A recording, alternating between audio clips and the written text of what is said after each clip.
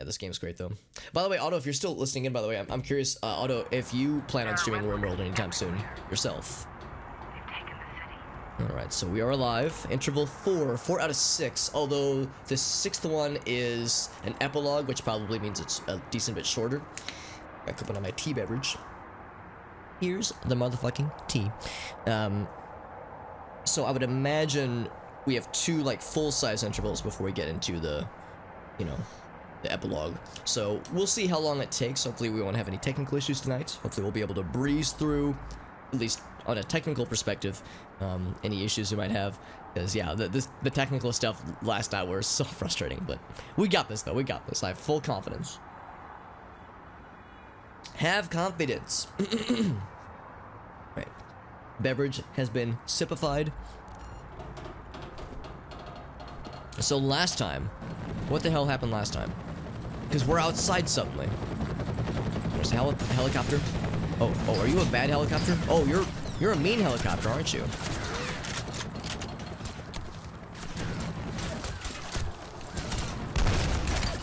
Can I shoot him down? Wasn't expecting a mean helicopter. This is not part of my agenda. So last time, what the heck happened last time? So last time we were in a parking garage area. We were trying to escape. Well, actually, it was like more of a subway parking garage area. Did he fuck off? I think he fucked off. Nice. This is autocannon, by the way. Holy shit. Autocannon. Oh! Are there multiple helicopters?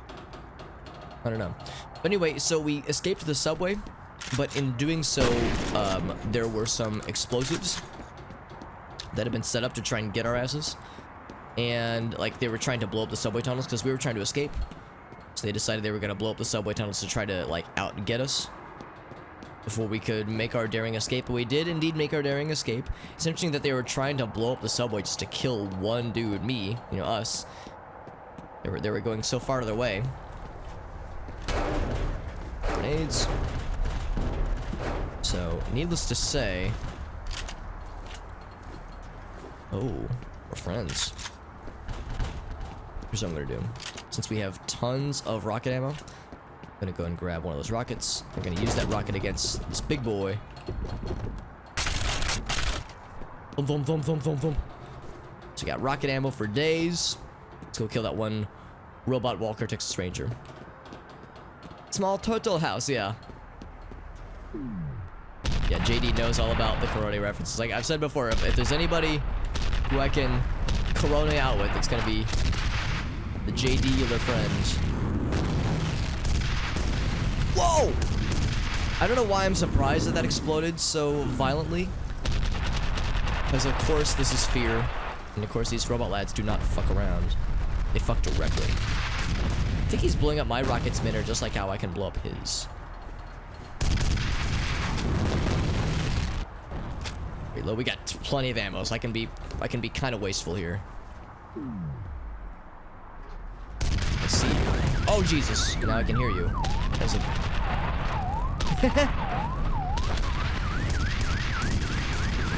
the Doppler effect with the slowdown. It's fucking cool. Got his ass on like the second to last shot too. Good lord. Only had one more volley left. Those guys are rough, man. Would the owner of a white minivan please come to the parking lot? Your van is on fire and it's about to be towed. Would the owner of a white minivan please come to the parking lot? Your van is on fire and it's about to be towed. Thank you. Alright, so I'm as always, I'm tempted to keep this, but dude, autocannon is so dope and so excellent for utility. In instances like that, I think it makes sense to grab big rocket launcher for big scary monster guy when there's so much ammo available, but now that he's gone, I think we're relatively safe to keep at it.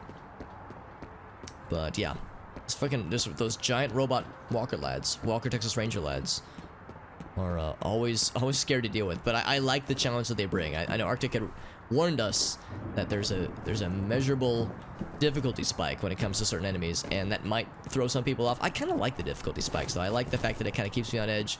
It means I have to like keep weapons that are really good. Or instance like that, I can't just like spam the autocannon now. It's like I need to save this bad boy for you know, these tough encounters. So she doesn't know where to go, and there's some dead lads. I think this is a friend. Actually, maybe not. Maybe this is a bad guy. I can't actually tell. The line between friend and bad guy sometimes gets blurred in this game, because we've had instances where Alma is trying to murder us, and instances where she's trying to help us. Much to my shock. You really?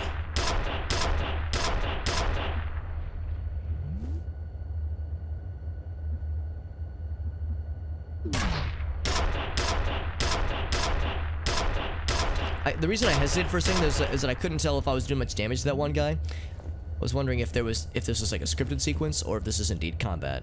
And I think it is indeed combat. Because sometimes you'll like see bad guys and it's like scripted, so you're not expected to fight them necessarily. What's this, by the way? Some kind of little radar majig. There was at least one other lad. What's this? Offline, some kind of recon thingamajiggy. Assault rifle. Yeah. Now we know now that. Oh, there he is. Tickling him. There we go. We of course know that cars explode in this game, so I probably shouldn't duck behind these things too confidently or cover, because they could explode. Although they probably take a lot of damage to do so. Yeah, it's like that won't do it. This looks like a car from GTA 3 of all things. It's like a random hyper-specific thing to imagine. Oh, okay. More rocket, by the way. More rocket ammo. Hello? Is this not break? Bump, bump, bump. Oh, it's already open. I think. Yeah, it's already open. Okay. When that lid pops out every time, I always love it. Alright, so of course, if we have a plethora of rocket ammo, we get a big scary bad guy to fight, I might go back for the rockets. We'll see. We'll see. For the time being, I like having one short range, one medium to long range weapon, and then like one super strong weapon for the big scary lads. And that's what the autocannon does for the latter. Power armor? No, I don't like that.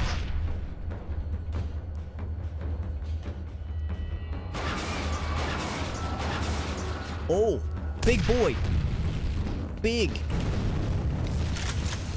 So I'm gonna go back and grab those rockets, because we got a big boy. There's rocket ammo there, but I'm gonna grab the first one. Actually, well, yeah, I'm gonna grab that because I have a sneaking suspicion we're gonna need a lot of ammo for that guy. You know, shit is getting real when they bust out the spicy music, which is a little loud, by the way. Turn that down a smidge. I'm also gonna turn the sound effects down a bit. That's a little better. There we go. Less angry with their volume. So I'm gonna grab my rockets. I'm kind of curious if he'll follow me up, although I don't think he could fit through the stairs. So I'm gonna leave the cannon for a bit here. But I will come back for it, just because again this autocannon is so helpful. I mean, we saw how quickly it dispatched that helicopter friend. So we got the rocket, got lots of ammo for it, and there's more. It's more yet to come because we saw a whole bundle of it. And that little like weapons cache. I have to be aware that there might be bad guys following me up as well. There's the big guy, but then I think there were some other regular human friends that looked like they wanted to party with us. And party we shall. We like to party. Said bring out the heavy armor. And they're bringing it out. So I'll bring out my shit. Hey, what's up, Mr. Arctic? Why are they called balls when they're bean-shaped? Dude, asking the hard-hitting questions. Good to see you, bud. By the way, Arctic, I took your and Dave's advice, and when it came to getting this game to behave properly for the streamy streams.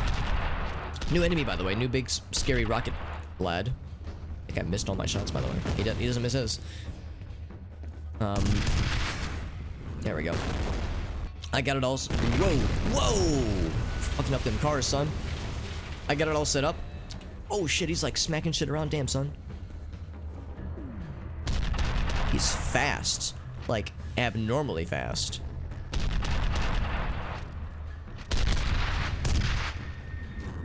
But anyway, yeah, I got it all set up. I like closed everything, got it all set up, launched the game, established that the audio was working, and then like just kept it running while I like did the pre-stream and all that jazz. So I thank you, Arctic and Dave, for suggesting that as like a good solution, as that seemed to do the trick. Also, I'm out of rocket ammo, and he's kind of hovering near where I wanted to be. This is a little tricky. Oh god. Oof. Of course, I have grenades. I have landmines. I do have... Oh, wait.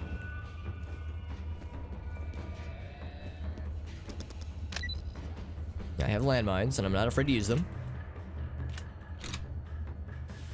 I'm surprised he's not trying to get close.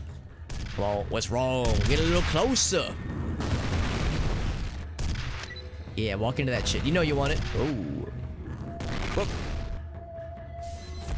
Boom, baby. Another boom, baby. Boom, baby. Because these landmines are pretty strong.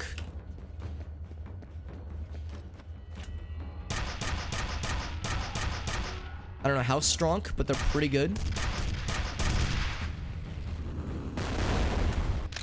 That might do it. He's hurting. I don't know if he's hurting for his squirting, but he's hurting. Oof.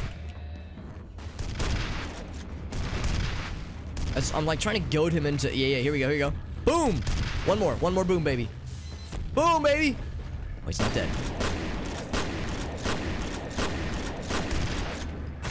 Oh god, the dust.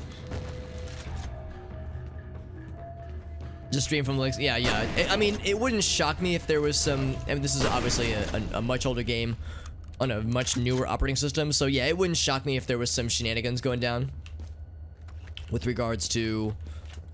I'm gonna go back and grab the autocannon now that he's fucking dead. But yeah, if there was some kind of conflict going on, between like, yeah, newer operating systems and... Oh, there were more rockets. Oh shit, I walked by them, I guess. Okay, that's silly. Yeah, new operating systems versus older games and just Windows not knowing how to, you know, make that connection very well, because I feel like Windows 10 does a pretty good job compared to like Windows 7 at least when it comes to like running older games and whatnot, but it's still not perfect. You know, there are still issues. Games that are built for you know, one specific OS or version of like Windows, and then you bust out a newer operating system and sometimes it kind of falls apart. So it wouldn't be the first time. Proton, you think specifically might do the trick?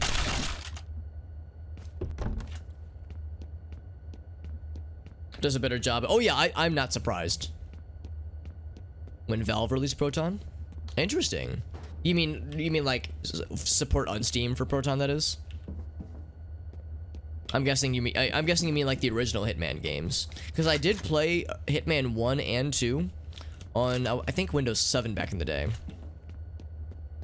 Oh, it's a oh, okay. That's interesting. So it's actually proctored by Valve themselves. That's interesting. I didn't realize that. I know that they have like Linux support. I didn't realize that they had like their own Linux flavor, which is interesting. We killed that one big bad guy, by the way, which is very reassuring, because he was scary and he was kind of murdering everything. Maybe I should have gone this way to get more supplies, motherfucker. Kind of hoping that would break this one too. Oh, I already have full health. Never mind. I was like, why can't I pick up the medical pack? It's not a distribution, but it's a oh, okay. Okay, so it's... Yeah, it's a just a specific fork of another flavor of Linux. Oh, okay, of wine. Okay.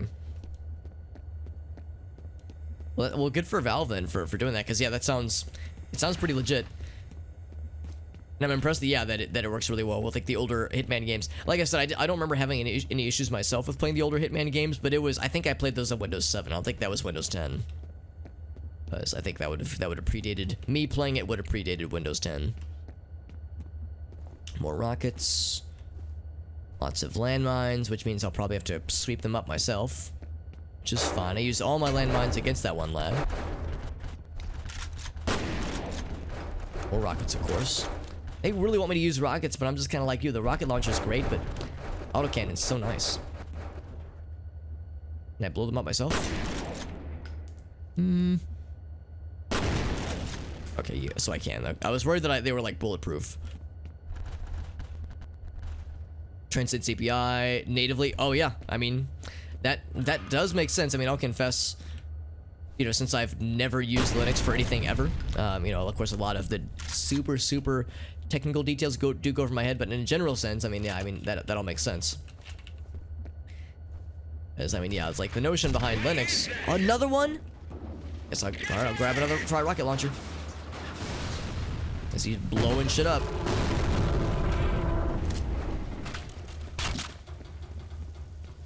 I grab more ammo.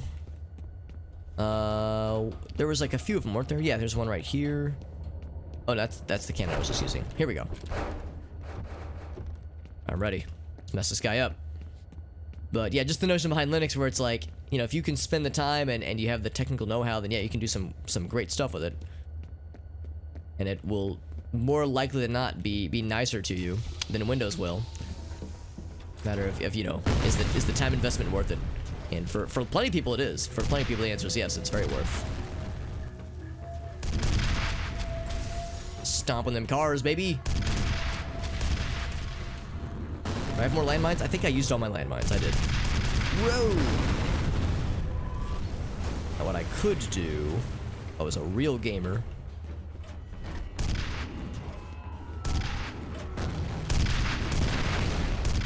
Get fucked! Okay, that was pretty cool. I don't know how much damage it did, but it looked cool.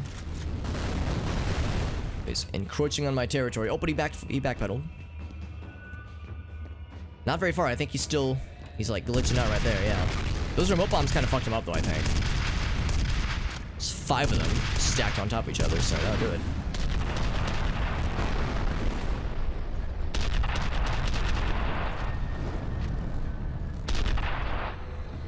You dead, son? You winning, son? You dying, son?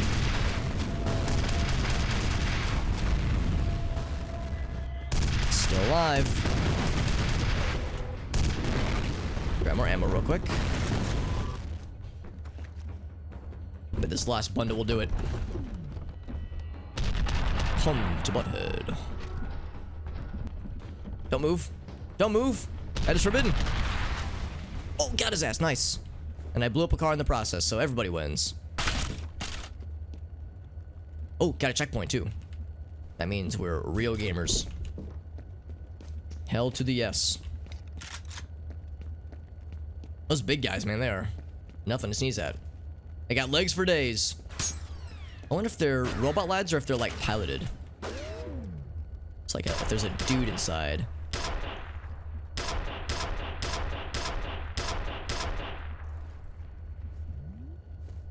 Imagine after like fighting a giant robot lad and 2 of them actually, two giant robot lads, blowing them up like a boss, and then you get these like little piddly individual guards with little pea shooters like, "Nee, I'm gonna be the hero." Like, I mean, good luck, homie. You just saw the game protagonist kill 2 giant robot lads, so good luck. I think there was a thing I missed earlier where like as I was getting ammo, this was happening. I think these are good guys. These guys right here, I think these are good lads that are like trying to help us out, but then they die before they can get to us all the time. Like, we have good guys, but like we have friends in this game, but they always die before they can get to us, so it feels like we're on our own constantly. Like, they're trying to send lads to help us, but the replicant soldiers keep fucking them up. Alright, so of course it's very dark and spooky. Thankfully you blow up one and that like gets a bunch of them. Whoop. There we go. So you have to like go 1C, 2C for every single one. Weird cars peeling out earlier. Like we were like, as like cars were driving out, like skidding out. Begs the question of who was leaving, where were they going, and who was phone. Phone, there it is. That's phone. That's who phone was. Getting some spooky noises here. See no other options for leaving. I mean, there's the gate there, but I have a feeling that's probably very closed. So I'm gonna go out on a limb and guess that there's probably not a lot of opportuninos over this way. Yeah, nothing. I can smack things. I mean, that makes me feel better. Bludgeoning inanimate objects just, you know, makes the mind feel good. Anybody want some soda? Anybody want a diet squirt? Or no, diet squish? They got purple squish. They got cherry. They got what would yellow squish be? Banana? Golden? Piss flavored? I don't know. Not sure what the yellow one is. What's... Oh, I guess maybe like a lime one. Well, you would think the green one is already lime. Like lemon lime. What IRL sodas have a yellow vibe to them as like their branding? 'Cause yeah, there's like Mountain Dew and whatnot, but that's more green. I'm trying to see like what the corollaries would be for like this yellow fizzy. Anybody want to... Yo, we got regular cola. We got the blue one. The blue flavor. This is an impressive area. I mean, it's a very large area, so you can assume, I can assume, that bad guys will start pouring out of somewhere to murder my face. Oh, spooky things. I think I missed something. Hey, what's going on, Ninja? Mellow Yellow is an excellent example. Yeah, Mellow Yellow is a good one. I haven't had Mellow Yellow in a long time. I guess Mellow Yellow and Squirt are both viable answers to my quandary. Oh. You still don't know, do you? I don't. What you are. Why you're here. You will be a god among men. Mr. Freeman. Okay, it's not really, but that's what it reminds me of. So Fettel, of course, speaking to us directly, either from the grave, or he's still alive and he's just, you know, mega spooky, or he's one of these things where it's like, you know, you can't actually kill him. He's ascended beyond, you know, typical existence, etc., etc. We're dead friends, by the way. Very dead friends. Ooh, some landmines, though. Hell yeah. The good kind of landmines that are not armed, we can actually pick up. But yeah, the question, the quandary, why are we here, and what is our purpose, and why were we created? If what he's saying is indeed true, and I don't think I have a reason to disbelieve him, the notion that we were born from Alma like he was. Yeah, there we go. That makes me feel so cool.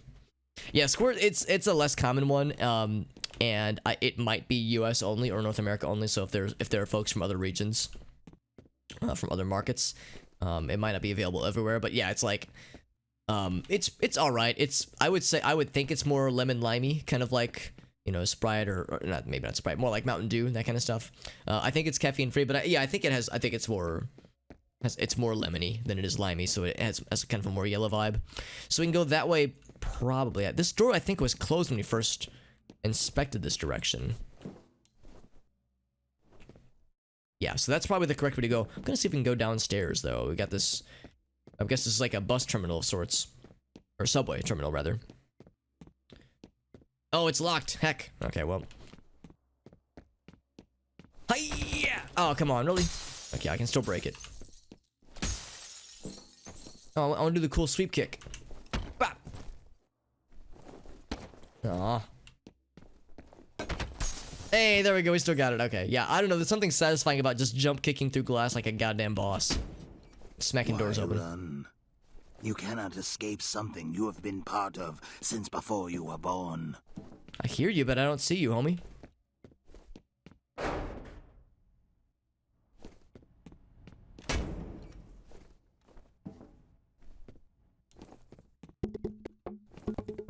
I'm like hyper aware now. It's like anytime I like hear things fall over, it's like, oh, spooky times, or is that just Havoc Engine me knocking into things? All right, so you already know. You see this hallway like this, it's like you already know shit's about to get weird. This is just begging for some absolute bullshit to happen. Some spooky, awesome bullshit. Oh, we got a lag moment there. It means something got loaded in, probably. You're not coming, are you? I'm going to die here alone. I mean, I'm trying, lady. I don't want to die with them. I don't want you to die at all, honestly. I hope I'm going the right way. She said she doesn't know where to go. And I don't either, lady. Also, I found an office or something. Oh, we're getting into lore again. Oh, also, like, spooky shit's about to happen because, like, all this ammo, all this health. Armor, grenades, lore, shotguns, voicemails. Sounds like we got a boss battle coming up or something. Let's listen to this real quick. John, Yo, Required, what's up, bud? I can't reach anybody. Oh, that's the whole voicemail? Oh, usually the voicemails are a lot longer. This person's saying they can't reach anybody. I don't know what office this is. We just kind of happened upon it from the subway. The subway terminals. I guess, like, this is for, like, the people who, like, work and, the, like, employees only kind of subway terminal stuff. It's good to see the Required. Hope you're doing well. We're, of course, playing more F.E.A.R. We're in the midst of the first expansion. Hopefully, we're going to be finishing the first expansion tonight, but we'll see. No guarantees. Hi. Yeah.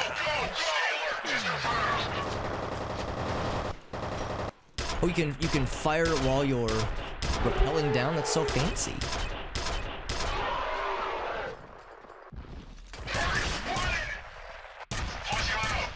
Nope, nope, nope, nope, nope.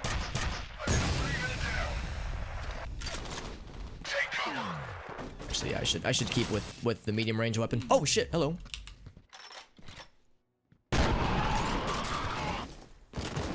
Trying to switch weapons. You know, all this context switching.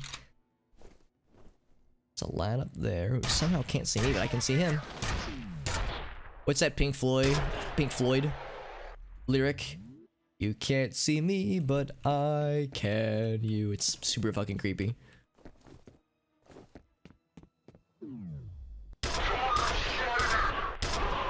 Got his ass. So minimal health loss that, well, actually that's not true. I lost about half of my health. I did kind of like literally jump in through the door like a goddamn lunatic. And I jump back. I can get health back. Was there armor I could pick up? I think I picked up all the armor. And then promptly lost most of it. You know, no surprise there. That's what I do. Bop, bop, bop. Yeah, that's what I did. I went like, bop, bop, bop, bop, and I just kind of like threw myself through the door instead of, you know, being careful. Or measured. I was sufficiently unmeasured. Bam. Take that. Take that, expensive art fixtures. Is that a laser? Oh, he's got the lasers. Damn, son, you got like the fancy, the fancy shit. I will switch to that if we could find more ammo for it, because we haven't seen one of those in a hot minute. Those lasers are incredible, though. Okay, so that door's locked. These, of course, are also lockified. A little worried about Jen because she had sounded like she is very, like she's feeling desperate. Like it sounds like the situation is getting bad and scary, and that she is feeling like she's like resigning herself to dying here. And it's like, you know, we don't want her to die. We already lost one buddy. We don't want to lose both buddies we have. I hear a noise? Maybe not. So I don't know where she is. She says she doesn't know where she is either. So it's like it's hard to know where to go necessarily. So we can climb. Oh wait, is this a ladder? It's a ladder. Okay, no, that is climbable. Okay, cool. It would make sense that the way to go next is up, of course.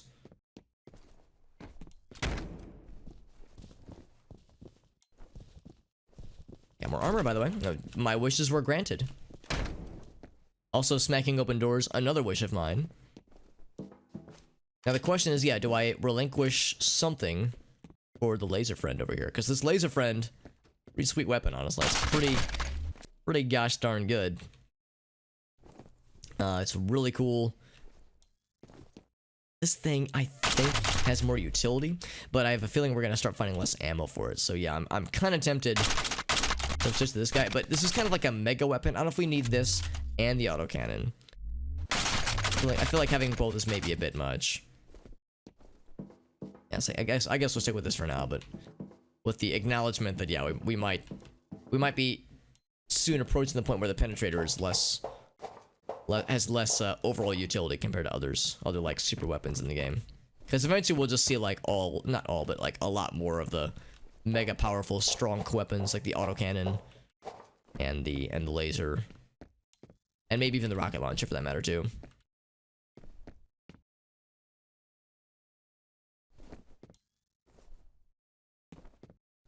I like that it's for the rocket launcher, by the way, it only fires 3 shots. Like, you know, you can't, it's not, this ain't your grandpappy's shitty low grenade rocket launcher. This is like a big boy's, like, yo, this thing fires 3 of these things and it's fucking great. Excuse me? I legit don't know where that came from. Oh, it's right in front of me. Okay. He said squad, so he was not by himself. Ouch.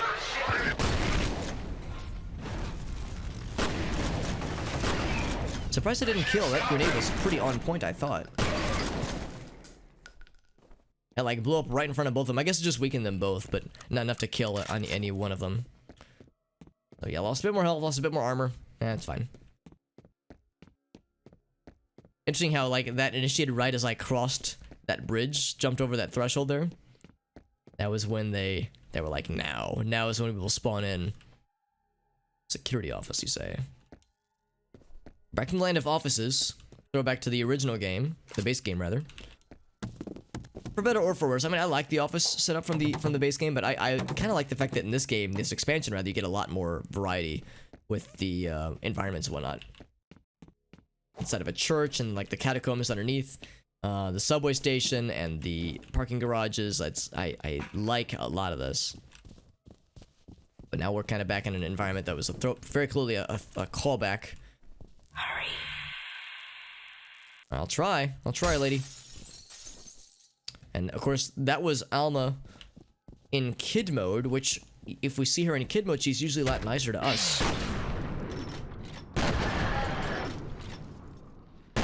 So if there are 2 Almas or 2 like instantiations of her, that's the one that wants to help us. And she's imploring us to hurry. Maybe she also wants us to get to, oh, nice blood effect on like a little flat texture in front of the panel here. That's kind of cool. But she's imploring us to hurry to get, presumably to get to Jin.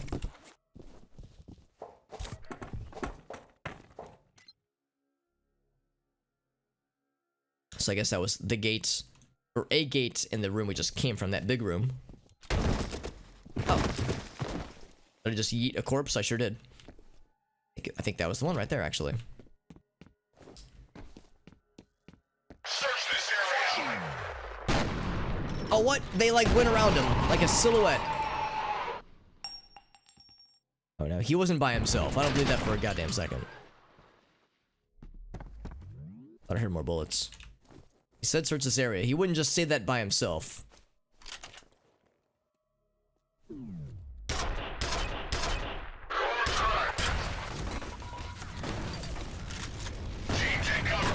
Dang it, I wanted that to blow up and kill the shit out of him. Instead guess I'll just explode him myself then. That was what the hell was that? That was a weird noise. Not like a zipper, like a big zipper. It's like, whoop. I good on landmines? Let me just dance in this table like a freaking lunatic. Thumb. Oh, that's what I was hearing. We heard big boy. I did. There was a laser. Kind of want to go back and get the laser. Oh, if I do that, I'll have to go all the way back though. I'll have to, and then to re-pick up this guy. He's got a big scary weapon. This thing should fuck him up pretty good, honestly.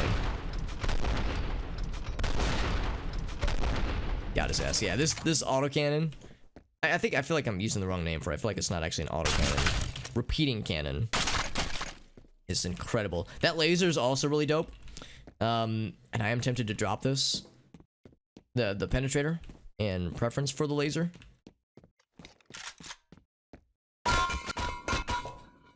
Oh. Smacking around on its own. But again, the issue of like finding ammo, like how sustainable is the weapon? That's the issue I'm encountering right now. We've yet to encounter a broken bridge. I could still go back for either the like draw laser weapon or that one, the like sniper laser.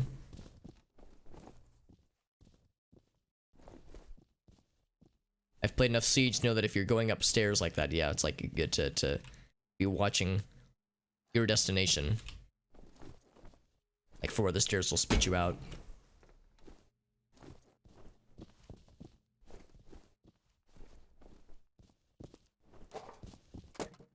Looking for like voicemails or any like cool lore. I really like this expansion, although I will acknowledge that the story has kind of taken a backseat to spooky moments and the action, which is fine. I mean, those are all excellent things, but I will admit I do kind of miss the story development that the first game did so well. Hurry. Oh, is that our buddy? I think that was our good guy who got spookified. Turned into like some kind of zombie ghost friend. Here we go, here's some lore. Jenny, it's John. Stay where you are. I'm coming to you. So, yeah, so that was the second. So, yeah, we heard some correspondence between two people. Because, yeah, the woman's voice implored someone named John. And he's, I guess, voicemailing back to her. I can't help but notice that the woman that he's talking to, her name is Jenny. And the woman we're trying to get to, her name is Jin, spelled J-I-N. But I wonder if that's like an intentional illusion, you know?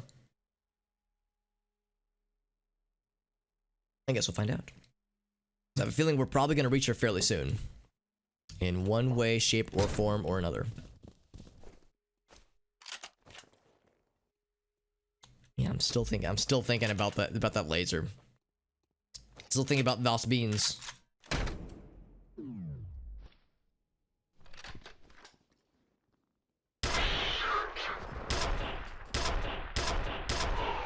My first reaction is to, like, duck down and cover my head, too, honestly. My first reaction is to cower in fear as well, honestly. I can't say I blame them. Show yourself. Show yourself, foul beasts. He knows I'm waiting. I'll give him a chance to poke his little head out. Like that. Got him on the arm. Jeez. Brutal.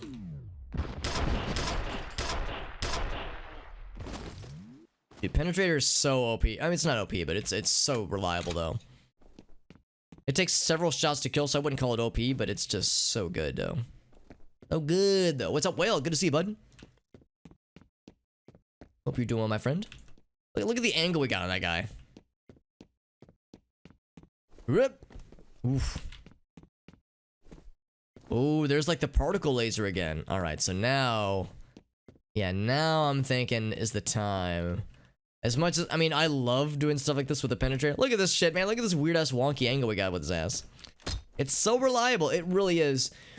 But the fact that, yeah, we're finding more of these things, I think I'm gonna drop the particle, the penetrator. It's been a good run.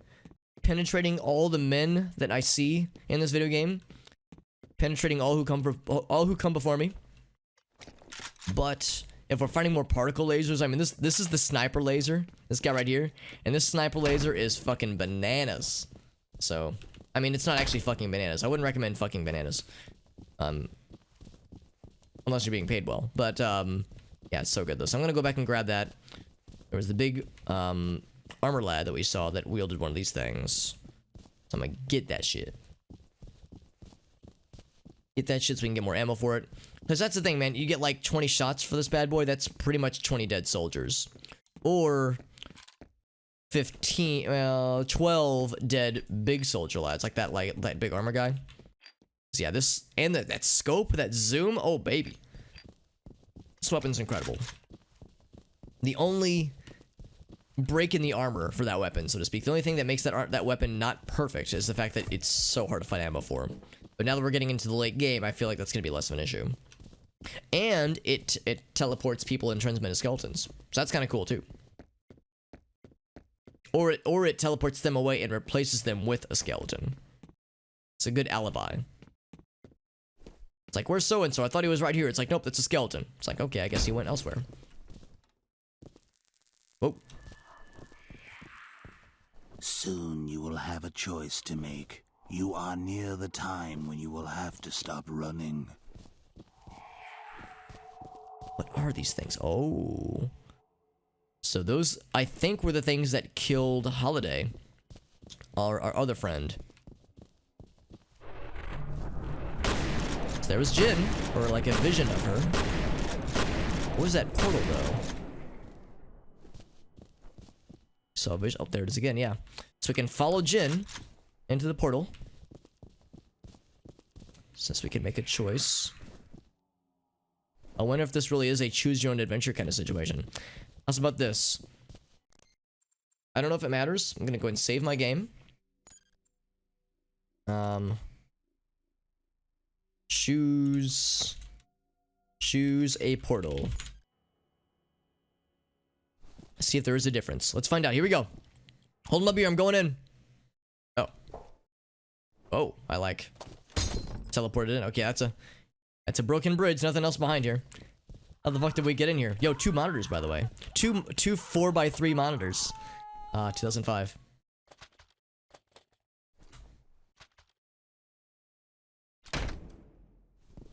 I hear something?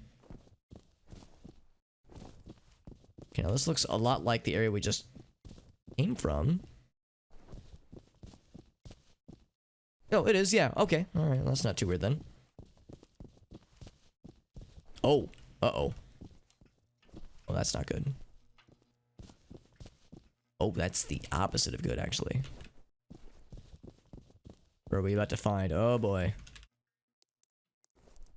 Oh, no. Is that her?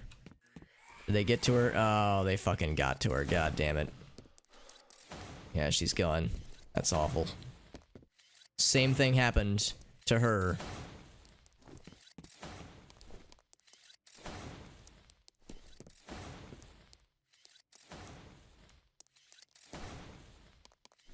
And this is the, yeah, so we didn't see it play out the way that it did with Holiday. But that's awful that they got to her. So she's like, she was our last buddy. She was our last friend. So now we're truly alone in this terrifying, awful world. So, and it begs the question. Still, I'm still uncertain. That's a weird noise. I'm still uncertain, like, why are they killing them and leaving us alone? So many questions about, you know, what about us is special enough where we're not to be killed, whereas our buddies are. Cover the door. I mean, you can try. Over the door, you say. Oh, there you are. Let's try our new cool laser toy. Does that turn him into a skeleton? Very good. Check in. It's like, sorry boss, I'm a skeleton. Oh shit. Damn it. We need reinforcements. You sure do. I think you're by yourself wherever you are. Ah, shit.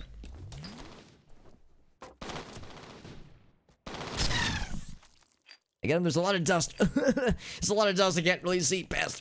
I think I got him though. Whoops. Go back to get more health.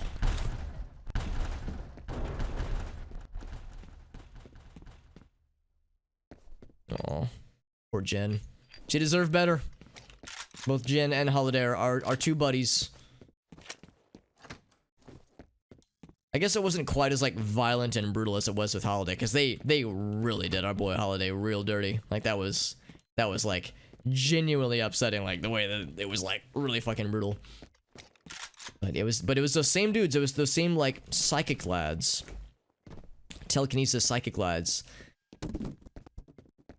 Who, like, have postured menacingly towards us, but have never tried to harm us. So many questions. Oh, it doesn't kill, what? Okay, that it killed, yeah. So it's not a one-shot kill for all of the lads. Oh, hello.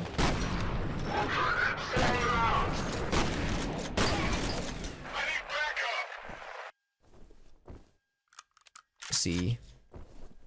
I'm like jumping to see if I can get like a... Oh, I think there's a lad up there.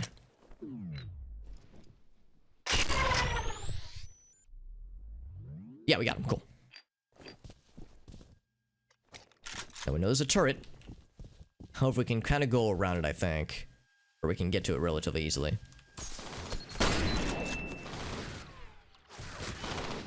Oh, hello.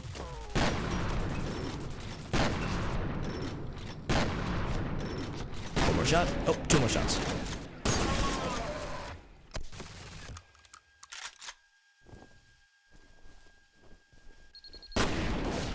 Got it. Cool.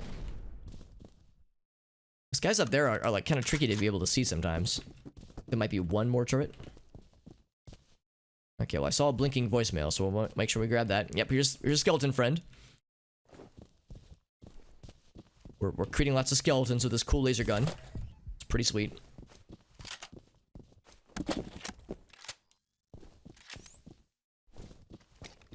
So there's one voicemail over here. Sorry, I'm just really admiring their Dell XPS setups, you know, sponsored by Dell. And the 4-3 dual monitor setup with the classic Microsoft, like, 2005 keyboard. Oh, dude. The mid-2000s were a magical, more innocent time. Hi, sweetheart. Just checking in. The explosion's all over the news, and I just wanted to make sure you're okay. I mean, in a game like this, anytime you're, like, checking on a loved one, it's always like, boy, do we tell them? In games like this, things rarely go well. Oh, is that the... Okay, that's the Longshoreman. Longo is still my favorite one. But, yeah, anytime you see a game like this, and it's like, oh, what happened to our friend, or my loved one, or such and such, with this, like, awful disaster unfolding in this game, it's always like, oh boy.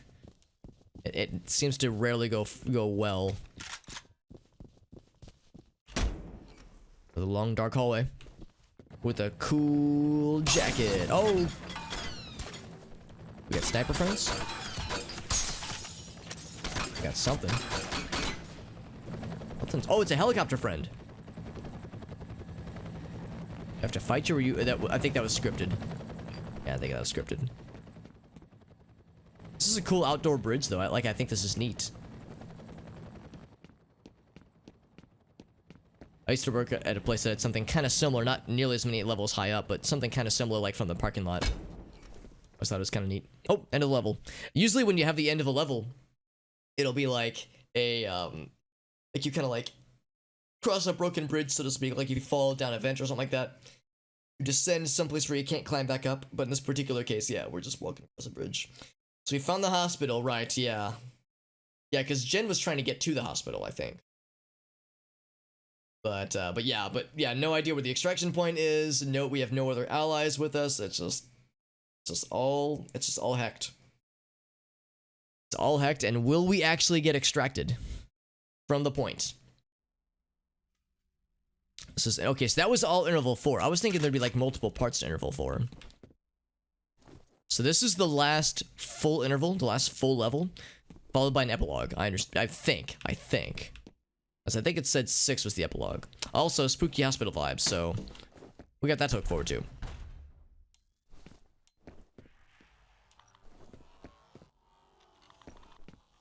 A new perspective. Auburn Medical.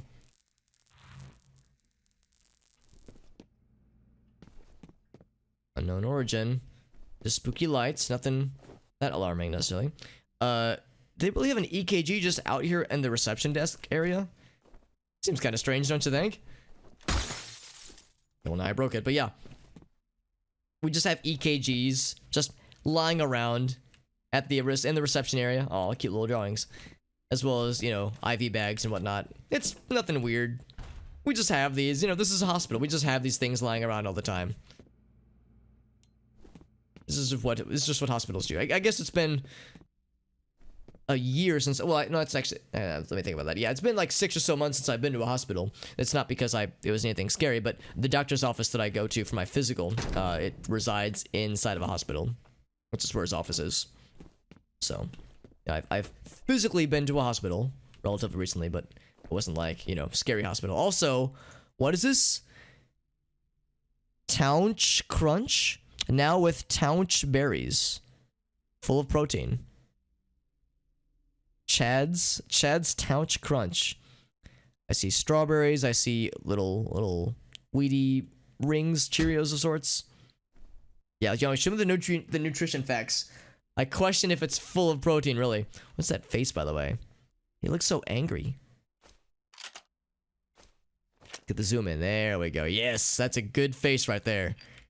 I'm guessing that's like one of the developers or something. I'm guessing that's an Easter egg. Although there's this guy, the Cheesy Poos, which means that, what's his face? Norton is not too far from us. I wonder if this is where he was getting treated for his bullet wound, by the way, because he got shot in the end of last game. But he's still alive. Or was still alive. Are those bullet holes in the glass? I don't think so.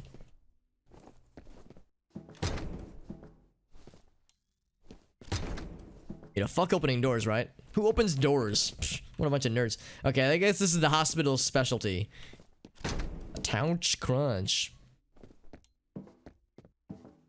Hospital food is known for being just great, right? Everyone loves hospital food.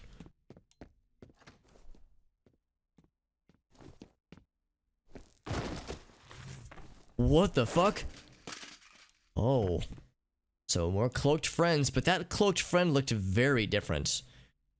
I couldn't really get a good glimpse, but we've seen other cloaked lads that were like little ninja lads that looked much longer and slenderier. I don't know. Very spooky.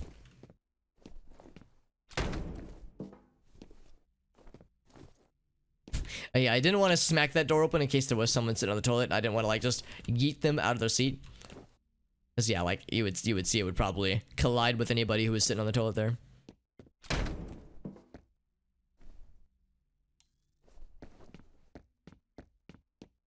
The exam room, yes. Can I check the charts? No charts. Waiting room. Oh, something over there. You see like the little purple wispies of like, I don't know, some kind of ESP. Did I hear something? Oh, it was outside. It's one of my neighbors. I was like, what was that?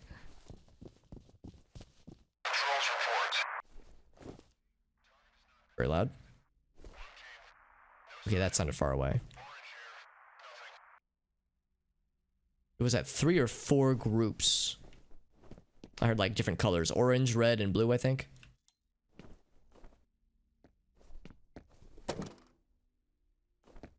So we got some friends. And I have my grenades ready. I have a feeling we're going to see like clusters of them. This is fairly close quarter combat. So shotgun, it's your time to shine, my friend. Although it's always shotgun's time to shine, honestly.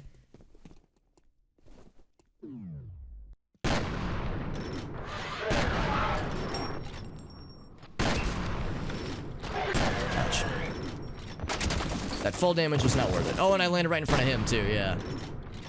See, I didn't want to fall down. I wanted to land on the banister. I am stuck. What am I stuck on? I am stuck.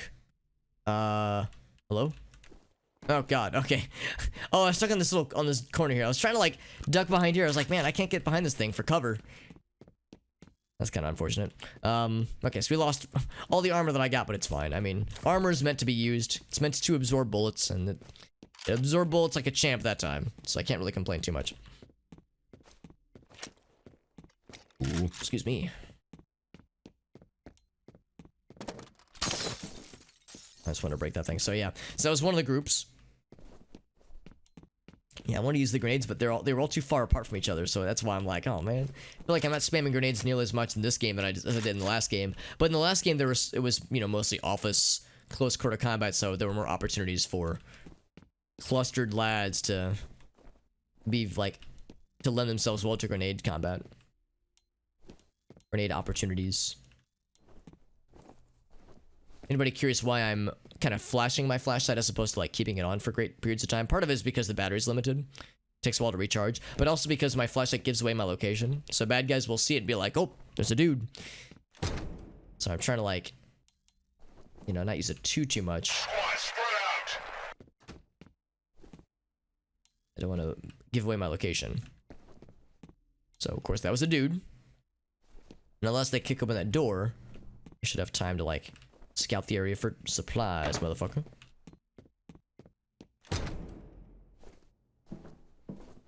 They apparently know I'm coming.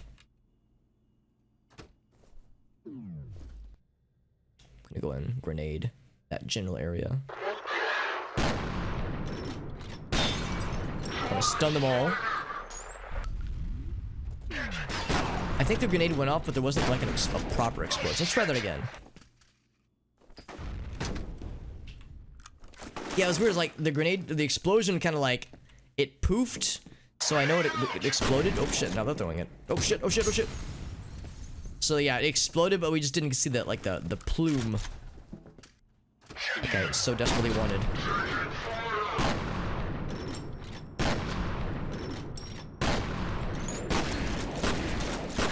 It's so much health. They're so healthy. I wish the door stayed open. God damn, that's so annoying.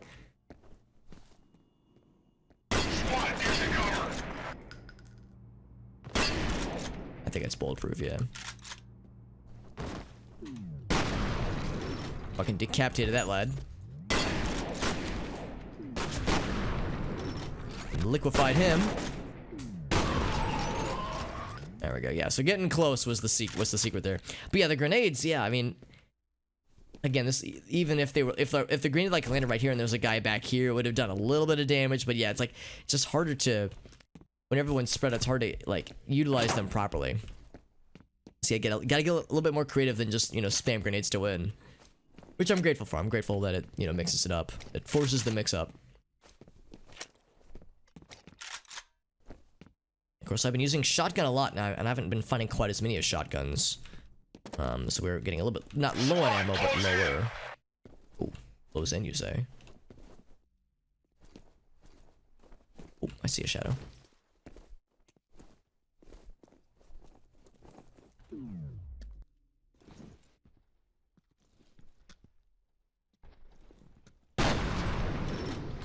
See if I can get that one. Oh shit, oh shit, oh shit. And it said close in. Oh, take cover.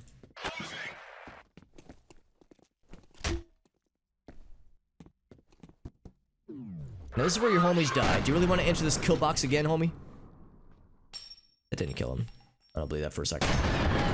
Okay, that killed him.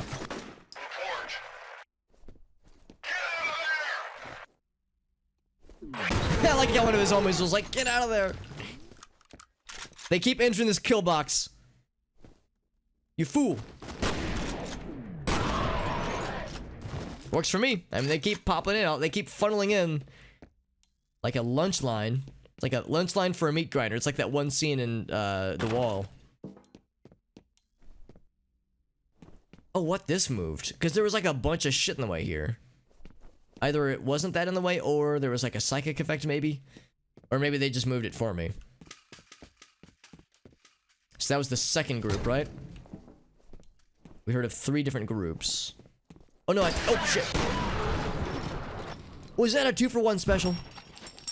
I think that's exactly what that was. 2-for-1 special. I don't even see the guy behind him, man. I just decapitated that first lad. It's like GoldenEye all over again. GoldenEye randomizer all over again with the fucking shotguns just coming in clutch. Exploded. Yeah, we just spawned a second body. When we decapitated this lad, so much blood sprouted forth that a second entire body flopped out and like reformed in front of him. It was already dead, obviously, but yeah, he just bleeded an entire body out of his like neck cavity. It's good to see you, by the way, Mr. Corey. Hope you're doing well, buddy. And as you can imagine, this first expansion continues to keep the ante thoroughly upped from the first F.E.A.R. I mean, the first F.E.A.R, of course, was great, but dude, the spooky vibes have been like ratcheted up by 1000% in this expansion. It's really good. A little bit sad there's less lore, but there's like hints of lore to come. More to come? No, lore to come. So I'm like still very thoroughly engaged. Also, before I hit that switch, I'm just gonna explore around a little bit just because there's clearly more stuff. I like the stuff. Split time. Yeah, we just cloned his corpse. Yeah. That's how cloning. That's how we can get like cloning technology in real life. Is you just kill a bad guy dead enough, they will clone themselves, but you will only clone a dead body. So it's, you know, maybe not the cloning we always hope for. Never played the expansions. I mean, of course, the base game is great, and is worth all the accolades that it receives, but the expansions, at least this first one's incredible. I've heard the second expansion is also quite good, so I have high hopes. I understand this one gets very spooky and creepy in a lot of great ways, like lots of cool spooky vibes. And apparently the second expansion, Perseus Mandate, ups the ante with the lore and gets more story filled. I understand that F.E.A.R 2 and F.E.A.R 3. F.E.A.R 2 and F.E.A.R 3 take some bold moves with a story that not everybody likes. Apparently it kind of like changes the vibe for better or for worse, and not everyone loves them. But it seems like everyone's in agreement. F.E.A.R 1 and its expansions are chef's kiss. Yeah, baby steps. We'll take whatever progress we can get towards being able to clone ourselves and clone anime waifus or something. I don't know. Whatever the end goal is. I mean, I assume that the end goal for what was that? The end goal for all technology is the ability to make anime real, to clone anime waifus, you know, whenever we want, and or husbandos whenever we want them. Also, guys, I'm not exactly sure. I'm not a doctor, but I think this guy's dead. I think this person is slightly harmed, so that's good. Cloning with a shotgun to the face, then maybe shotgun through a torso. Yeah, I mean, yeah. Imagine the possibilities. Also, this is a happy little scene right here. They were just giving the glass some high fives. Yeah. That is assuming that in the future anime is not made illegal. Janitorial. Thump. I like opening doors. You could open a door like a chump, like a normal person, or you can Resident Evil 4 that shit and just yeet, which is much better.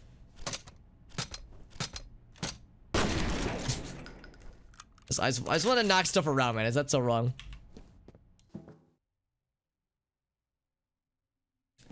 Shotgun to the torso, cloning, and then anime waifus, and then the world. Yeah, then the world is our anime oyster. The goal is to eradicate anime, make it illegal, and then expel it from the world forever. Oh gosh.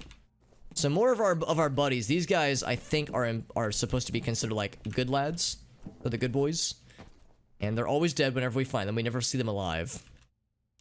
So that's pretty cool. A metal tooth filing, yeah. Oh Jesus, or filling rather, yeah. Is that what? Oh, you're right. That is an MRI. Jesus. Ah, that sounds fucking terrifying. Holy fuck. Or a metal plate. Yeah, or just their entire skeleton was full of adamantium or whatever Wolverine has. That much blood. Hello, I'd like to place a click call, please. And then his entire what? Arctic, it's like, Alex, are you buying into the skeleton conspiracy? Remember, Arctic, this is a video game, which means it takes place in a fictional universe. So skeletons exist in this video game. That's why this game's so spooky. But you can rest assured that, you know, there's no scientific proof that skeletons exist in real life. So remember, this is a fictional universe, so we can have the fantasy of being spookified by skeletons in this video game. But I think we're in the clear on in real life. Skeletons can't harm us in real life. It's true, and actually, I have the laser that lets us do it in this one. We were doing that earlier, where we were teleporting human bodies away and replacing them with skeletons as a way to establish an alibi for them. Also, yeah, more friends. More dead friends. Every friend we ever make in this game, they're all dead. Oh. What happened to the legs? Little stumpy leggies. They're going down. Does that mean I need to descend? This is a video game. We always go up in video games. Whoop.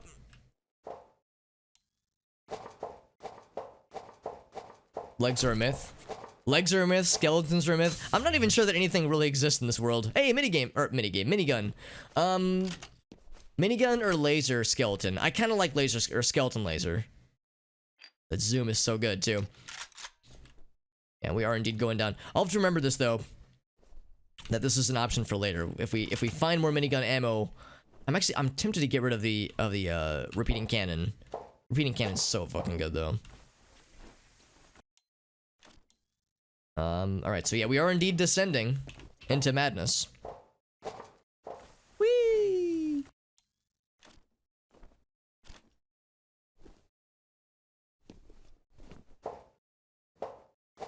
Slide down, slide to the left, slide to the right. Alright, more happy strawberry jam scenes. Look at all this strawberry jam on the floor. Hope somebody brought some toast. Part of the pro-skeleton agenda. It's been said that when the skeleton civil war breaks out, you know, people will need to pick their sides. Smack-proof glass, but they got smacked pretty good, unfortunately. Yeah, lots of blood. I mean, hospitals have lots of blood. That's just how it goes, but this is a bunch. This is a whole bunch. Whole bunch of strawberry jam and or marinara sauce. Oh. I don't have a flashlight anymore.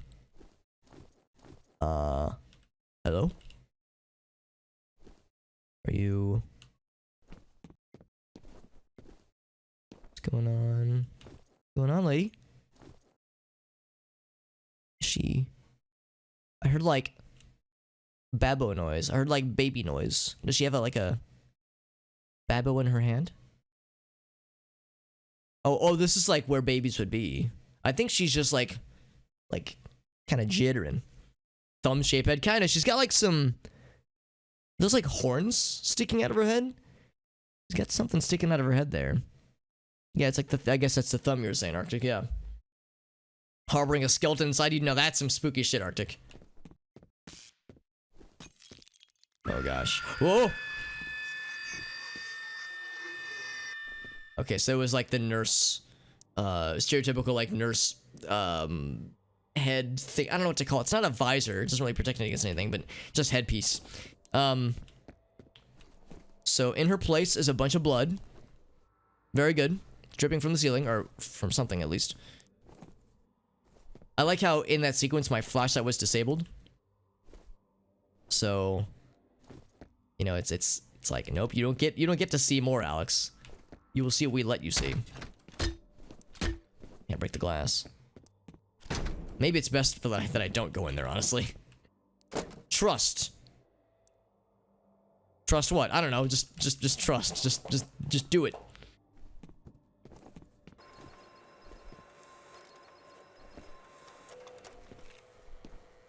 Is that a blinking light? Making copies. I don't know what it is though. Spooky.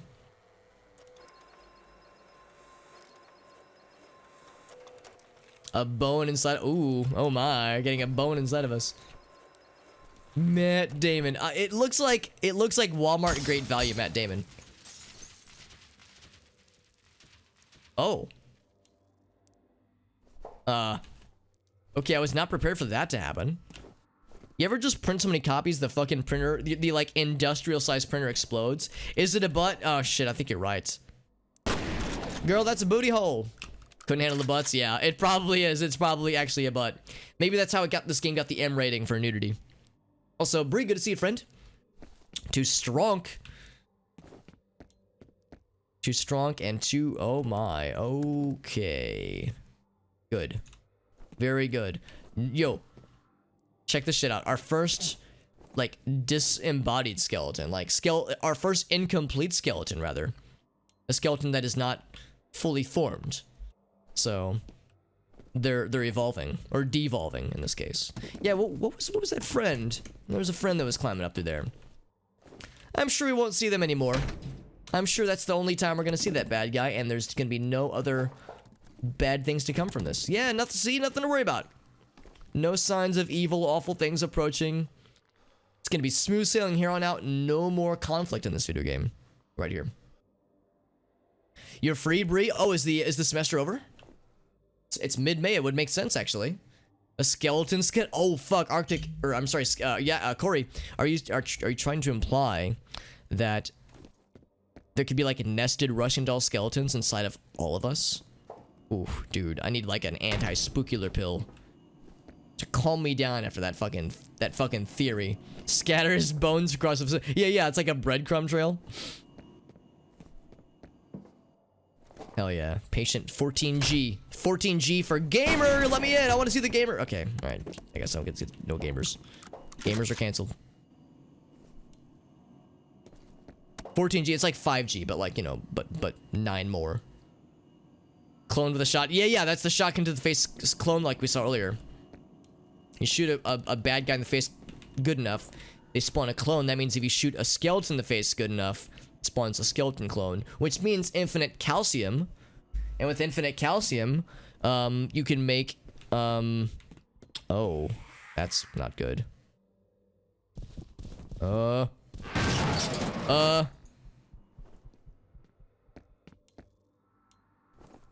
good, friend?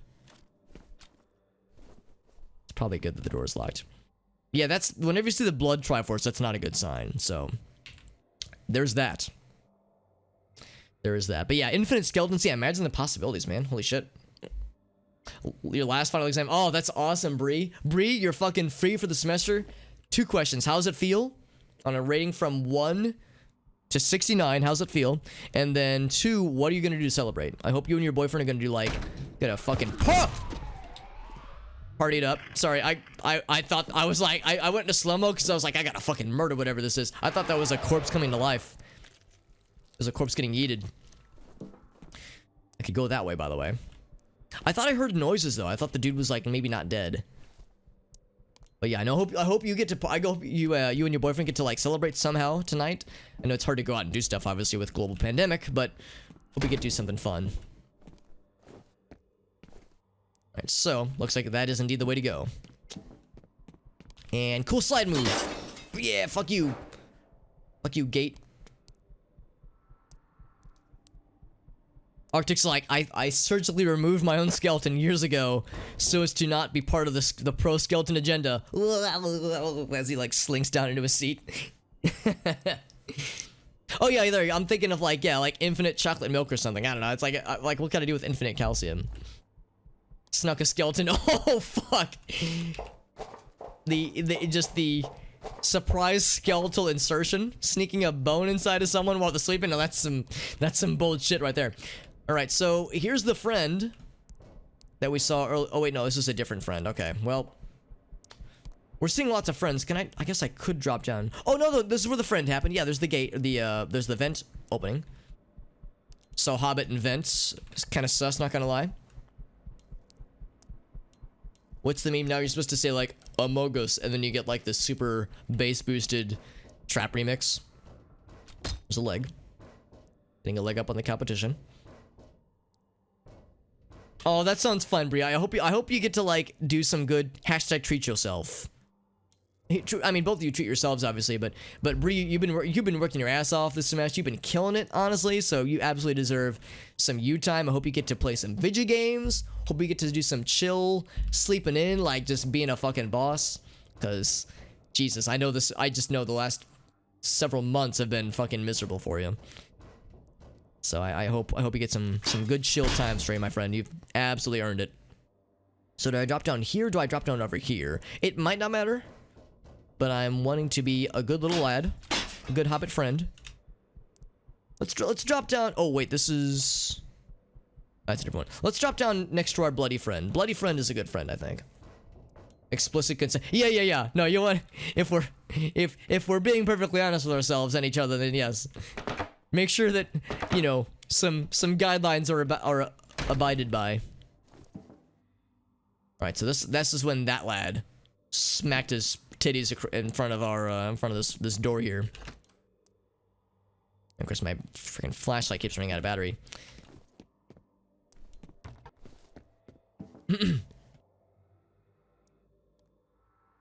Yeah. Oh no, I totally understand, Arctic. No, I'm the same way, man. It's like, no, dude. Even when like an agreement is reached, it's like, but I want to be sure everyone's cool with this, because you know, it's like it's just best to make sure that yeah, there's no room for shenanigans. Make sure everyone's cool, everyone's on the same page. Just to be absolutely safe. So to recap, last time we saw this fucking blood Triforce on the wall, it meant that those psychic lads were nearby. And the first time we saw this is when that scene with Holiday happened and he got murdered in like the most unfortunate and foul way. It was tragic what happened to our boy. He was a good dude and he deserved better. And presumably something similar happened to Jin, although we kind of saw it after the fact. So here we go. There's one right. There was one. It quickly disappeared. So it's like the game waits for us to like see them. They disappear. So I'm not convinced we've ever actually, like, seen one of these things in person. More butts? More butts! Woo! More butts! Lots of blood, lots of marinara sauce. Hope you guys brought some pasta noodles so we can make ourselves something nice. And, yeah, lots of blood. Yeah, but yeah, again, I don't know if we've ever actually seen one of these lads before.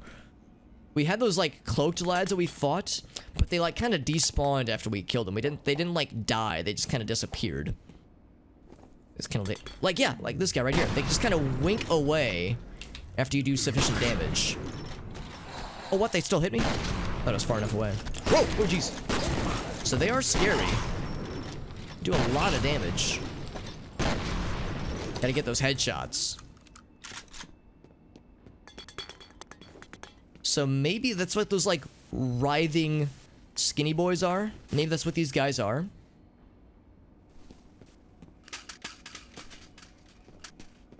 But I don't know if they're the psychic lads, because the psychic lads aren't, like, writhing and, like, they don't appear to be slinking away and, like, kind of scared and kind of, like, kind of jittery. They're, like, they have a more domineering, more commanding presence. Also, yeah, the booty exploded, by the way. Exploding booties.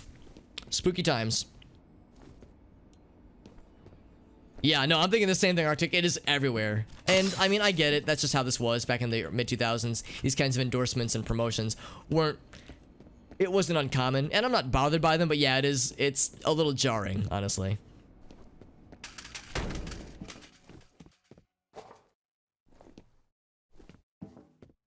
So I'm gonna guess that this is the correct way to go, especially because, like, I crossed a loading script thing right here, so there's something behind that door. Let's explore a little bit more first, because this place got messed up real good. Oh, my own I got spooked by my own shadow, by the way, just now. Oh yeah, they absolutely are. They absolutely are. There's Dell workstations. The screensavers have the Dell XPS logo. It's all over the place. Oh yeah, no, I'm in the exact same boat, Arctic. I haven't really used that many of them, but I've seen so many of these, like, standard 4:3 ratio Dell monitors. I mean, 2005, I guess this expansion was 2006, but yeah, the mid-2000s, I mean, this just screams 15 years ago. So yeah, it absolutely makes sense. Waiting room, more like the... Hold on, I'm trying to think of, like, a word for bleeding, but waiting. It's like, more like... bloodletting room? I don't know. It's like, it's hard to think of a good one. Because yeah, this place is completely hacked. Completely and sufficiently hacked up.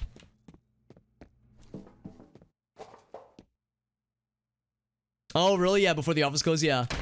No, there was a number of monitors that I've seen around the office in which I work that are of that exact model, but people have pretty much by this point switched out from them, like, because they're old, and again, it's like 4:3 ratio, so it's good if you just need a second monitor and you just need something, you don't care what it is. But for nowadays, it's like, you know, most folks that I work with have upgraded, because, like, you know, they just got rid of the old stock and replaced it with, admittedly not like top of the line. Whoa, I wonder what that was then.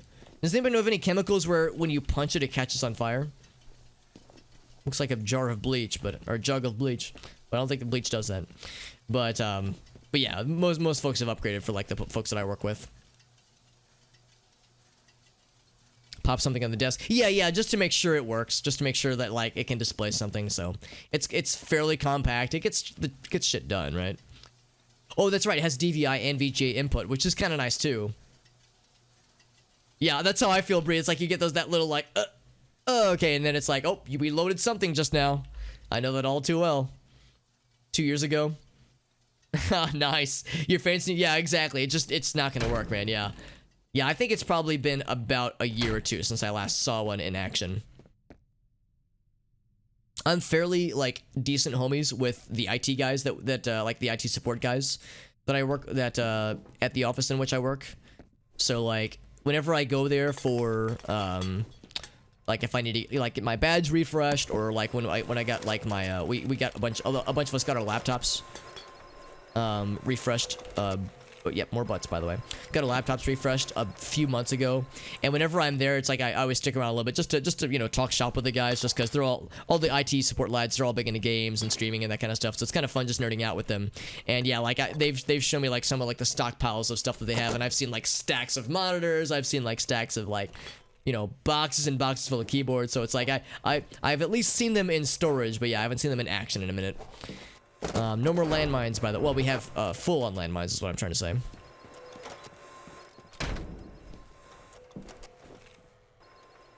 Things are pretty chill for the time being. I say that.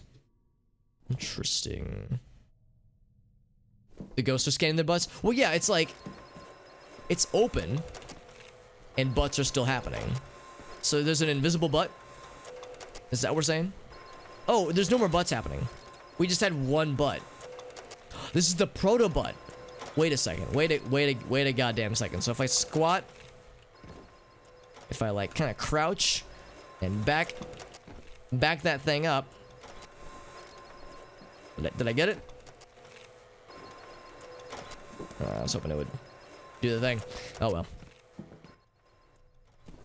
So ghosts can have butts. Wait a tick. Can ghosts have skeletons?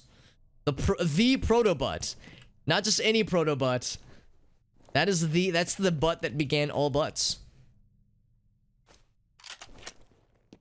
I should probably keep the shotgun out. This is still fairly close quarter situations. Oh, it kind of opened. Nice. Well, kinda. Oh, wait, what the fuck? I thought it was like a ghostly, spookified ghost smoke, but now I think it's like blue. Why are you blue? Oh, it's like, oh, cleaning materials. Oh, it's soap. Bleh. I was like, why is it blue? Are there aliens in this game now too? What the fuck? Toilet cleaner? Yeah, I can see that. I think it's supposed to be soap. But toilet cleaner would explain it. That's my favorite flavor toilet water, by the way, when it's all blue like that. It's the blue flavors when the toilet water is extra good. That is also true, Victoria. Now this is a story of a I don't know the lyrics, but yeah. I watched a really cool mini documentary on that song and like how it was made and like how much it blew up back in the day. Like it was just like a 10-minute like mini documentary on YouTube, but it was really fascinating interviewing like the guys in Eiffel 65 who were like, you know, wrote the song and all the, and like kind of how it launched their careers, because like, you know, they're I think Eiffel 65 is more or less officially disbanded, but like all the members have gone on to do other stuff. So that song is so, oh, and the music video for that song is a goddamn trip. So they talked about how like they were influenced by video games they were playing at the time, Metal Gear Solid, that kind of stuff, and there was like just such a 90s trip, man. Whoa! Do I go the other way? I could, but should I?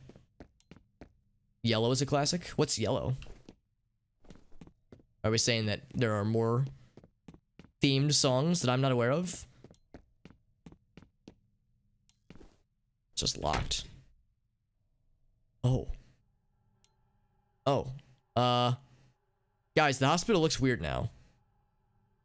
I did go new. Oh, yeah. Oh! Now, Arctic, I have to invoke Frank Zappa here and implore you to don't you watch out where the Huskies go. And don't you eat that yellow snow. Now, it appears that we're not so much in a hospital anymore. I like how it's like a breakaway. Like, it just breaks into, like, from hospital into fucking sanitarium vibes here. This is pretty fucking dope. That was Vic Rattlehead over there. And again, I'm still trying to debate in my mind if those are the same as the psychic lads, the telekinesis lads, or if there's something else. Because those telekinesis lads, I know we'll have to like deal with them eventually. Oh, all right. Fascinating, yeah. Dude, the game does that kind of shit so well. Way better than the base game. Because the base game, there were cool moments like that, but this game, they ratchet that shit up to the 11th degree, to the 69th degree, and it's amazing. Also, Blood Fountain. Cool. Very cool. Thanks, Kanye. Very cool. Oh. Uh-oh. Uh-oh. I don't have a flashlight. You fucking fools. I thought I'd seen the last of you assholes. Shoot you in the booty hole. I don't fucking care. I'm gonna target that booty. Okay, my flashlight's back. Oh, you gonna touch my tralala? I'll touch your ding ding dong. Woo! I thought I saw the last of these assholes, but they're back. These freaking cloaked, jumpy boys. Corey, I know you remember the Payday 2 days? These guys have cloaker energy all over them. It's like cloakers from Payday 2 mixed with creepers from Killing Floor.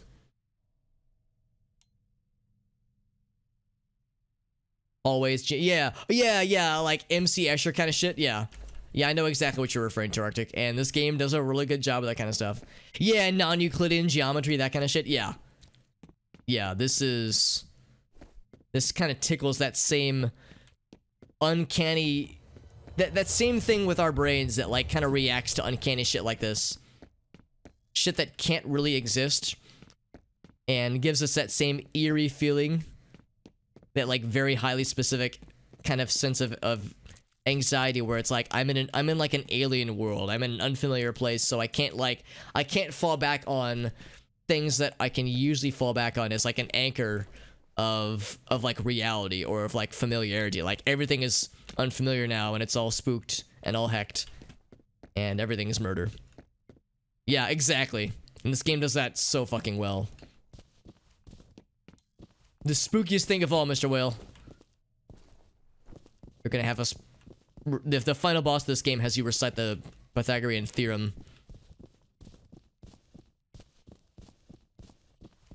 While he T-poses aggressively at you. I don't know that first. I mean, that'd be funny, but I have a feeling it's... If there is a final boss, it's probably gonna be more involved. Although I do hope there's aggressive T-posing. I hope there is always. I lost a lot of health in that little combat sequence we had just now. Whoa!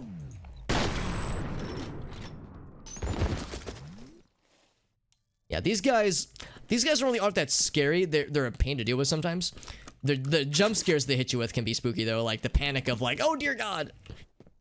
Surgery, by the way. Oh, buddy. Checkpoint.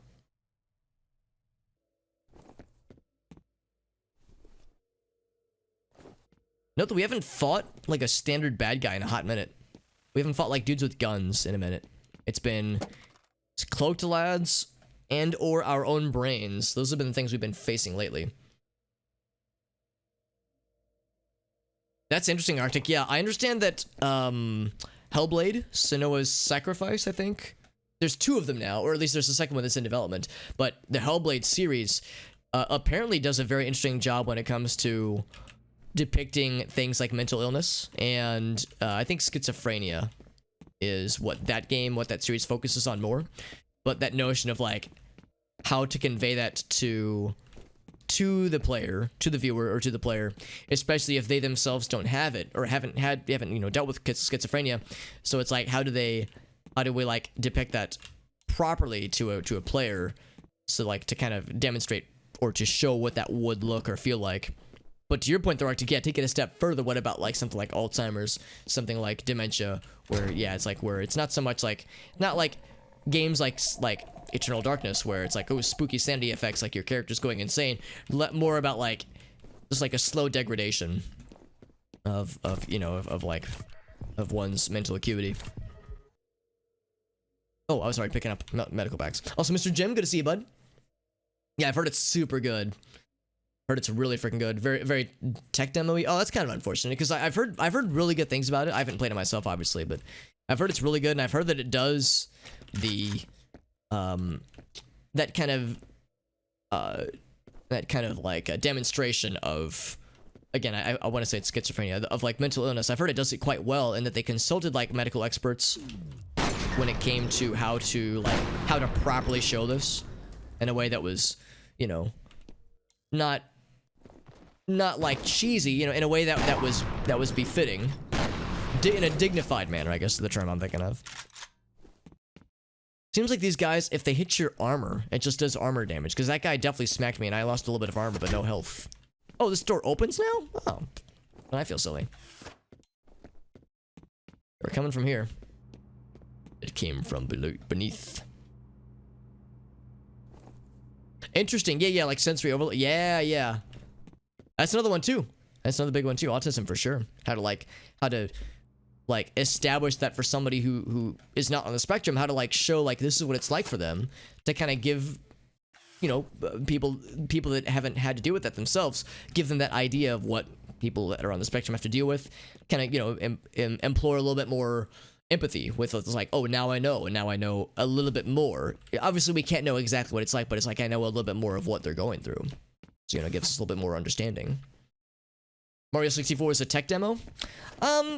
I mean, I guess if we're saying Mario 64 was a tech demo, then we have to consider, like, at what point is a game that takes advantage of new technology a tech demo, or if it's just a game that's, you know, just utilizing new technology. Because I would argue Mario 64 is not a tech demo. When I think of games that are tech demos, I think where that's the main focus. Like, the main focus is on like shiny new hardware or shiny new software or new technology. Whereas, I mean, maybe I'm biased here because I love Mario 64, but to me, that game, it's like, it's not just like 3D platformer, hey, look at us. It's, you know, they worked really hard to make it a fully fleshed out game. So I would say, like, I guess it depends what we call, what's considered a tech demo. Because if we're saying that's a tech demo, then lots of games are, you know, would be tech demos in that sense. This one would be one. You know, with the Havoc engine and all that jazz and the cool time travel stuff. And this game feels, you know, pretty legit. It doesn't feel like it's just like an excuse to show our shiny new toys. Also, speaking of shiny new toys, here's this fucking jabroni. Kill the shit out of his homie behind him. Is he dead? No, he's not dead. Foolish of me to think he'd be that killable. Oh, that's not necessary. Visual auditory overload, yeah. Right, yeah, it's like just the different kinds of like that feeling of like, yeah, of some kind of sensory overload. Nice, got him. So, yeah, I'm sure there's a lot there. There's a lot there that could be, done when it comes to like game design and giving player experiences along the lines of something that they themselves might not be otherwise exposed to. Different definitions, yeah, exactly. Yeah, not Betrayed, exactly. Tech demo can be good. Yeah, I've heard Crysis is a good game. It's just that I've heard, I guess my definition of when I think tech demo is that there's an expectation of some shallowness. Because I've heard that Crysis is a cool game, but there's not a lot of like beef to it other than like cool gameplay and cool visuals. I could be dead wrong, I've never played it. But I've heard that like some tech demo games are just kind of shallow, where it's like cool visuals, cool gameplay. Like it's cool and flashy, but that's like about it. But again, a lot of games that are considered tech demos are games I've never actually played them. And Crysis is one such case. Yeah, and that's a good point too, Arctic. It's like, if nothing else, it's a good reminder to, you know, have empathy towards others, because it's something that a lot of us, I think, know about, but sometimes I'm one of them too. I'm guilty of this too. You know, we need reminders sometimes where it's like, you know, we should try to be patient. We don't know what people are going through. We don't know what previous experiences someone has or has not had. So yeah, it's like you see someone struggling, you see someone who might be experiencing some kind of episode like that, and it's like, you know, we might get impatient. You know, you see a kid in front of us at the grocery store, like in the line, you're like standing in line to get checked out, and it's taken forever because there's this incident in front of us, and we're getting impatient, like, oh man, this fucking kid, what the heck? These parents need to get their shit together. But then it's like, you know, maybe they've had a long day, maybe they're like dealing with stuff that we're not aware of. So yeah, you're absolutely right. More friends, by the way. Oh boy. Heavenly Sword and Knack. I've heard Knack is pretty cool. I don't actually know the name Heavenly Sword. No fucking way. What? I am too fast. Oh, I didn't. Oh, wait. Maybe. Damn it. Come on, blow up.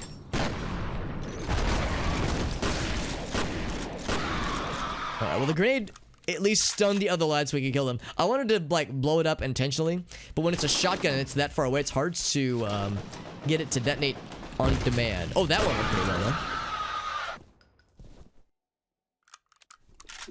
Sometimes they just tank an entire grenade and don't die instantly. Like, a lot of times in this video game, you shoot a guy, or you hit a guy directly with a grenade, they fucking explode and die and they are dead. But some lads, they have so much armor, they can tank an entire grenade like a boss. The PS4 one, yeah. Yeah, I remember hearing Knack was pretty neat. Didn't they make a Knack 2, or am I thinking of a different series? I think I might be thinking of Unraveled, actually. But yeah, Knack looked pretty sweet, though. But it did have some... Yeah, that's the thing, too. It's like sometimes, even when it's a tech demo style game, it's using such emerging technology that hasn't fully emerged yet. So, yeah, there might be frame rate issues. There might be some bugs. That's just how it goes.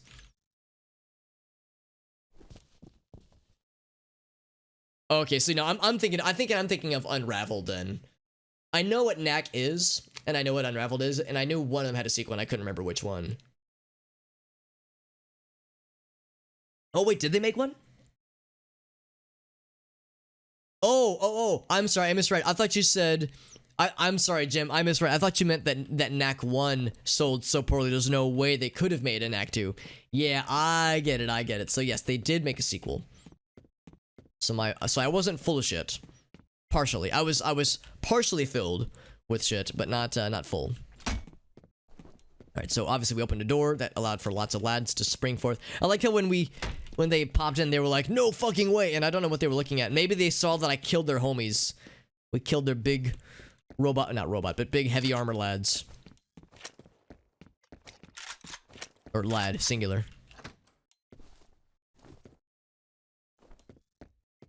There's this door right here, I think. Checkpoint. Oh, baby. Oh, baby. Yeah, it is kind of strange how sometimes that works, where it's like if a game sells so poorly, how do they secure funding or approval, what have you, for a sequel? Interesting, this door closed in front of us. I mean, I don't exactly know how it works necessarily when it comes to a game getting a sequel, getting greenlighted for a sequel versus not, but I'm assuming that how a game sells has something to do with it. Can probably stunlock his ass. Sometimes, yeah, the poof doesn't happen. Got his ass, yeah. Yeah, fully charged speed meter, go fast juice meter, plus a bunch of repeating cannon shots. Oh shit, there's another one. Another one.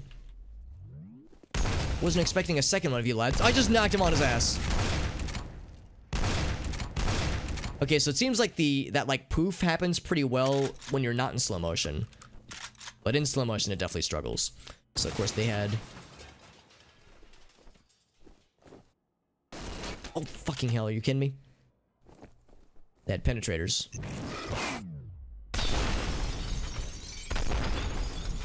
Quite the difficulty spike if they're throwing 3 of these fools at us. Now, I am almost out of ammo for this thing. I have enough ammo for one more, to take down one more of these guys. And of course, he dropped a minigun. So if I do run out of ammo, I've got more toys to play with. More like big, fancy, scary guns.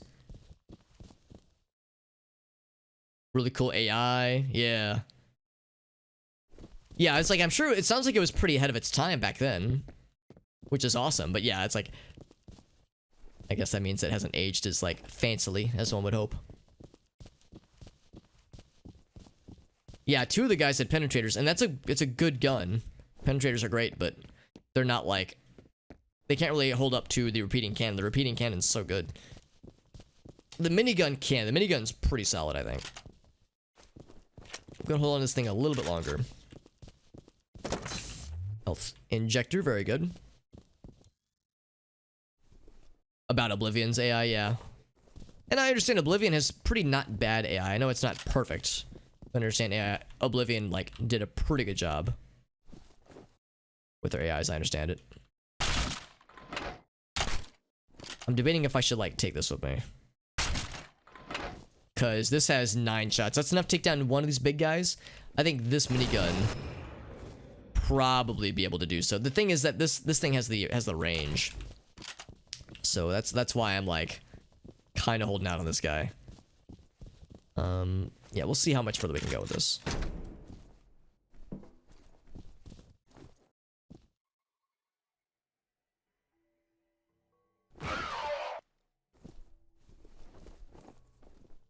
Heard a noise.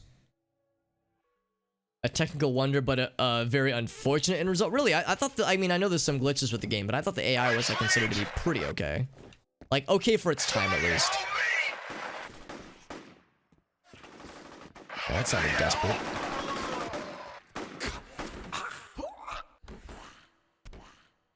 So the replicants, these like ghouls attack the replicant lads.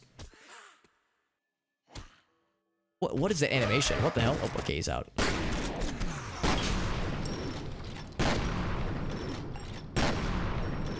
Is that a 2-for-1 special? Hell yeah. So that confirms what I think we've seen, is that the replicant soldiers are not on the same side as these monsters. Which surprises me, because, you know, you think that they're all, like, on the same side of each other, but clearly there's some infighting going on. Or maybe not infighting necessarily, but there's something else going down here. Yeah, if it's Alma controlling them, and if it, well, that's the thing, if it's Alma controlling them, that's why I thought they'd be on the same side as the replicant soldiers. So that either means that Alma and Fettel are not on the same side, or they are, but they don't have direct control over everything necessarily. It's so hard to say. It's just very complicated. Interesting, okay. Dynamic conversations with no input, right? Yeah, which, yeah, and I've seen that. I don't really see that as being like horrible or like silly. To me, that's like just a limitation of its time. I guess that's what I should say, is that I've heard Oblivion's AI is like pretty good, but it was like pretty good for its time. Nowadays, yeah, it's easy to meme on, but my understanding is that, yeah, back in the day, it was actually pretty sick. NPC, oh really? Oh, that's awesome, Dave. That sounds fucking great. Alright, so how's about this? I think I am going to drop the repeating can. I'm just gonna go back and grab that minigun. I might regret it because the minigun is cool, but it's so inaccurate. Man, I don't know. I'm really sad because I've held on to this repeating cannon for like 3 levels and we've just found no ammo for it. So this whole time I've been holding out like hope, like maybe we'll find something good. But now I'm just like, you know what? Yeah, let's go ahead and call it. We don't have a ton of ammo for the minigun either, but it's better than nothing. Yeah, exactly. Yeah, I know. A lot of times I will say out loud to myself and to you, dear viewer, I'll like postulate questions, but I don't expect answers, nor do I necessarily want them, just because, you know, obviously spoilers and whatnot, I try to avoid those, but yeah, I'm just kind of thinking out loud, like, I wonder what's going on. And yeah, I don't expect answers in this game, just because I know the sequels, it explores a lot more.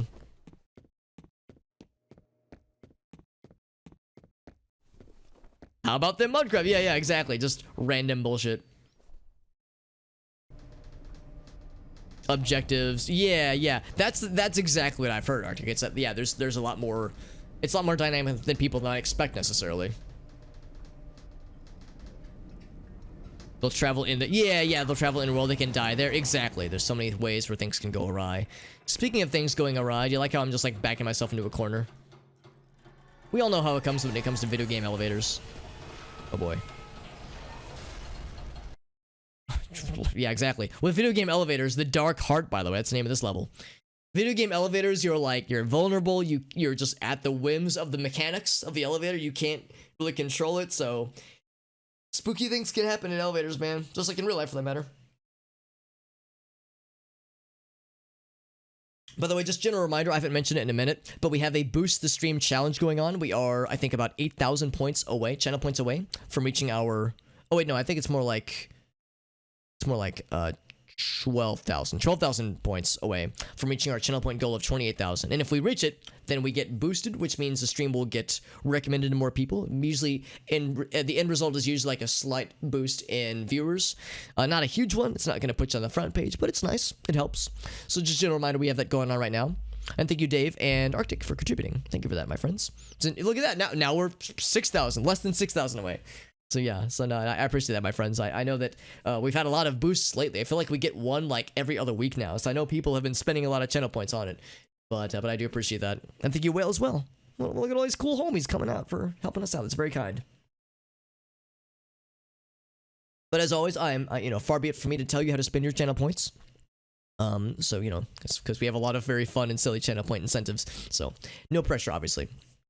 Although one thing that comes to mind here, I'm gonna click OK, and then I'm gonna switch back to the chat window because I need to re-enable the YouTube video stuff, because we had to disable the YouTube video stuff previously because we had those audio issues last stream, but now I think we're good.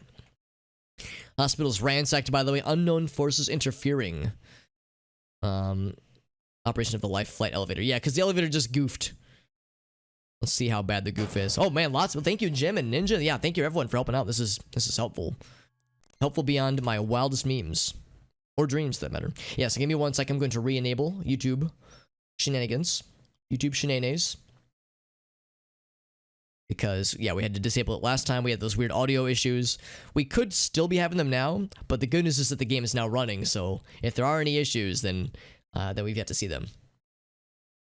There we go. We are good. The wild memes. There's a bunch of those. We got lots of those on deck.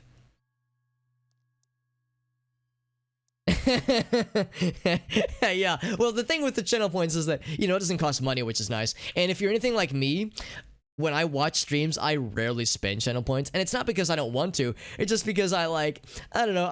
I usually lurk. I'm like, sometimes I will actively chat, but a lot of times I'm just chilling, and I just kind of have a tendency to just hoard the channel points. So for so many streams, I've got like 10, 20, 50, 100,000 channel points. So it's like, it's kind of for people like myself, where it's like, if you're sitting on a giant pile of them and you're not doing anything with them anyway, then by all means go ahead and use them. If you're saving up for an MS Paint masterpiece or a YouTube video, then that's totally fine too. Obviously, like I said, I'm not going to tell you to spend them. But it's like, yeah, it's like just a general reminder for people that are in my situation. So know all too well how that goes. But you're right, the Arctic. It's like, people be like, grabs microphone awkwardly. Yo, have you guys heard of Twitch Prime? And then people being like, oh, and then of course, yeah, trying to implore people to use their Twitch Prime sub, or now Prime Gaming, their Prime Gaming sub on their channel, which I totally get, especially for people where streaming is a significant portion of their income. I totally get it. Whoa, things got smacked around, and lots of blood everywhere. Not a ton of corpses, oddly enough, but lots of blood.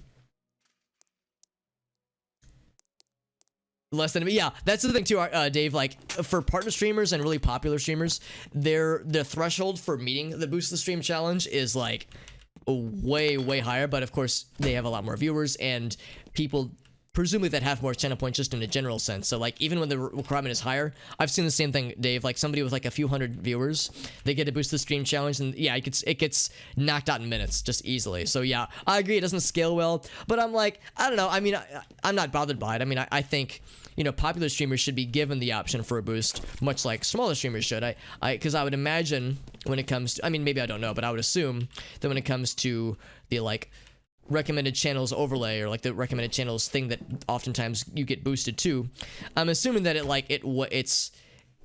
has slots for people past this kind of view count, slots for people within this threshold of a view count. Like, I'm guessing there's slots that are reserved for it. I could be wrong, but my understanding is that like, it's not like the super popular streamers would be the only ones to show up in the recommended tab. And I think it's curated too. Also, I did see the little vent, so I'm gonna check that in a second. I think it's curated where it's like, it's based on the games that you're playing. Like in my case, if the stream gets boosted, then this stream will probably be recommended to people who lately have been watching first-person shooters or single-player first-person shooter games or like horror games. It wouldn't show my channel to someone who's been playing Fortnite, or someone who's watching streams of Fortnite or of Skyrim, or of like, I'm trying to think of like other games that are very different but popular in Twitch, like League of Legends, maybe CS:GO, maybe. Also, I think this feels like I'm going the right way, so I'm gonna check that vent.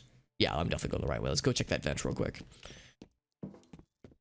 So it's I'm fairly certain there are some nuances there, but yeah, no, Dave is right though. The numbers don't scale that well necessarily. Bam! There we go. Cool little slide kick. Mine crypto? Oh, jeez. Yeah, no, it's probably for the best, honestly. Won't get here till Friday. Oh, that sucks. Yeah. You ordered it yesterday on Monday. So, yeah, that's kind of annoying. 2-day guaranteed shipping, man. What happened there, dude? Yeah, it's just red Kool-Aid. Red Kool-Aid, marinara sauce, strawberry jam. It started as a book company. Yeah, that's true. That's true. Yeah, they're humble beginnings. There's Alma. Child version Alma. Not like modern Alma, who wants to murder us. But presumably child Alma, who's kind of on our side. She's got like a wispy property about her. Also, maybe I was wrong. Maybe this is the right way, the way that I'm going right now.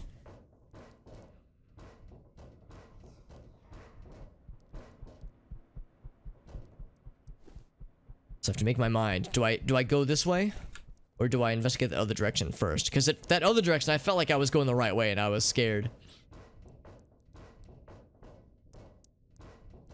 Yeah, that's a fair point too. I mean, yeah, there's the digital option. I mean, sometimes the digital option is good. I would say if forced to choose, I prefer the physical book option, but I get it though. It's a language. Oh, yeah. Yeah, that's fair too.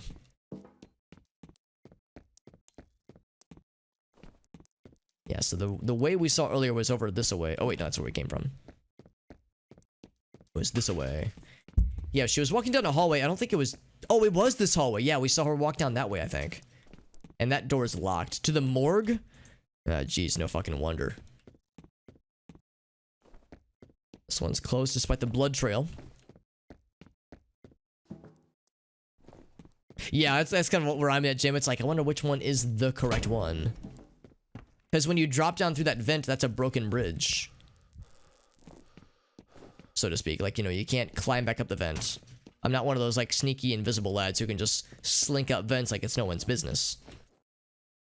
So we have to choose our routes to make sure we miss out on as few things as possible. Whoa! Jesus! I didn't initiate that slowdown. It's... Oh, maybe I did. Maybe I did as a panic. Maybe I initiated it because I was, like, in fight or flight mode.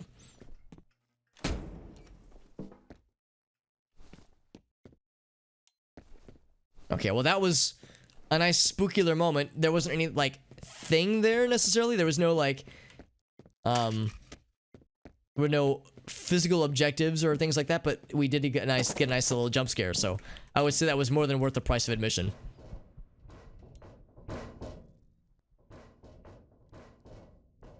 Solid, yeah, we can't just solid snake our way up through vents like a boss. I mean, I guess we're kind of venting right now, a la Solid Snake, but again, like, once we drop down this one over here, then we've committed fully, so there's no going back. Checkpoint. Especially when you get checkpoints. Checkpoints are the universal, you're going the right way button. Also, this is to the morgue. Okay. I wonder if I can, like, if I'm susceptible to physics impact for stuff like that. Like, I wonder if that would have hurt me. It was like in Half-Life 2, that smacking enemy would have killed my ass. But I don't know if this game has that built in necessarily. It wouldn't surprise me if it did. I mean, everything in this game can kill you. If it can kill you, the answer, of course, is yes. I've never actually, like, seen a morgue set up in person. I've seen it in movies and TV shows, but I've never actually seen this kind of thing in real life before. And I wouldn't really have any need to. Eventually, I probably will. You know, probably not for a while, but probably in, you know, 40, 50 years, you know, eventually. I'm in no rush, but more than likely, it'll happen someday. Unless I outrun death. What if I go fast enough?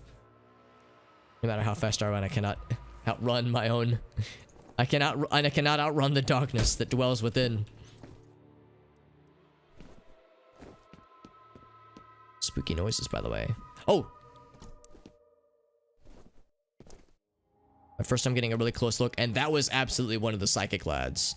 And I think they're different. I think the psychic lads are different from the invisible friends that we've been fighting. The invisible, like, jumpy lads. Not the ninja sci-fi lads, but like the monster lads.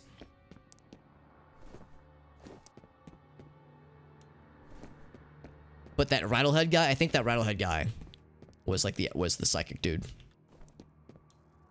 As you run from, yeah, you get the green hill zone, but like pitched down, so it's like cursed and spooky. Never finished it. Yeah, I mean, if there are things here, Arctic, that you're not recognizing or not remembering, I mean, this game's, I think this seems pretty memorable to me, so I feel like I'm gonna remember a lot of these scenes pretty well, or at least have it be like, oh, I'm starting to remember it. Like, even if I don't remember all the details of certain things, kind of stick out. Because this is incredible and so well done. There's just so much to appreciate, yeah. Arctic's got the that Gandalf meme. I have no memory of this place.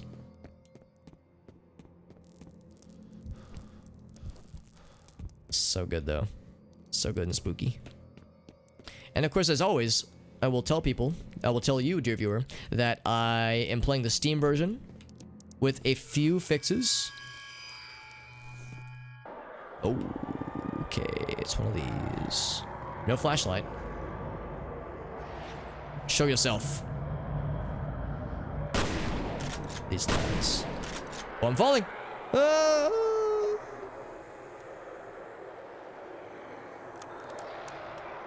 As I can calmly reload my gun. I'm hearing screams. I'm hearing wind. Am I gonna fall into the hospital room? That one same hospital room? Found some blood.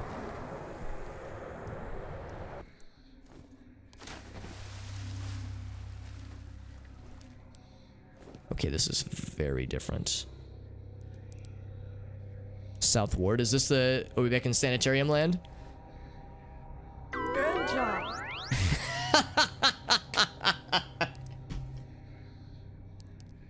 Can we just take a second to appreciate, like, spooky vibes, fucking blood sanitarium, fucking haunted falling sequences?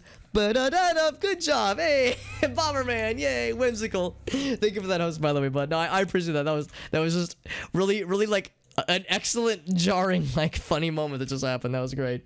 Holy fuck. That was good. That was fucking good. Oh, jeez. But no, anyway, just to finish the thought, though, no. So I'm playing the Steam version. I am employing a few fixes to make the game run a little bit smoother. Of course, I have the widescreen fix to allow widescreen resolutions. I have the frames, the FPS unlock to allow to basically unlock past 30 FPS. I have, thanks to Dave, I have the longer address aware fix employed to allow the game to use more than 2 GB of memory to have it help it run smoother. And of course, there are some audio bugs that I have, at least in Windows 10, but my audio setup is kind of strange, so that might not affect everybody. So that being said, if anybody wants to play this game, it's on Steam. It runs, for the most part, pretty well, audio issues aside. And again, that might just be a me issue. It works pretty well. So if you want to play this game and you don't want it spoiled, I won't blame you if you need to duck out, just because this is incredible. And this game is absolutely worth playing. Because, I mean, this shit is just bananas, honestly. Yo, Viperia, what's up, friend? Good to see you. Got some cool peeps in the chat, absolutely. Good to see everybody. Having some Wi-Fi. Oh, we got Serious Freak in here as well. Good to see you, Serious Freak. I'm sorry to hear that Wi-Fi is being a little bit weird for you. We were in a hospital, but we were in the morgue specifically, but then we fell through the ceiling through this very fascinating blood sequence. Now we're in an area that looks to be more like a psych ward or something. Checkpoint, by the way. Now, we saw there was a lock on this door, and I don't want to do that.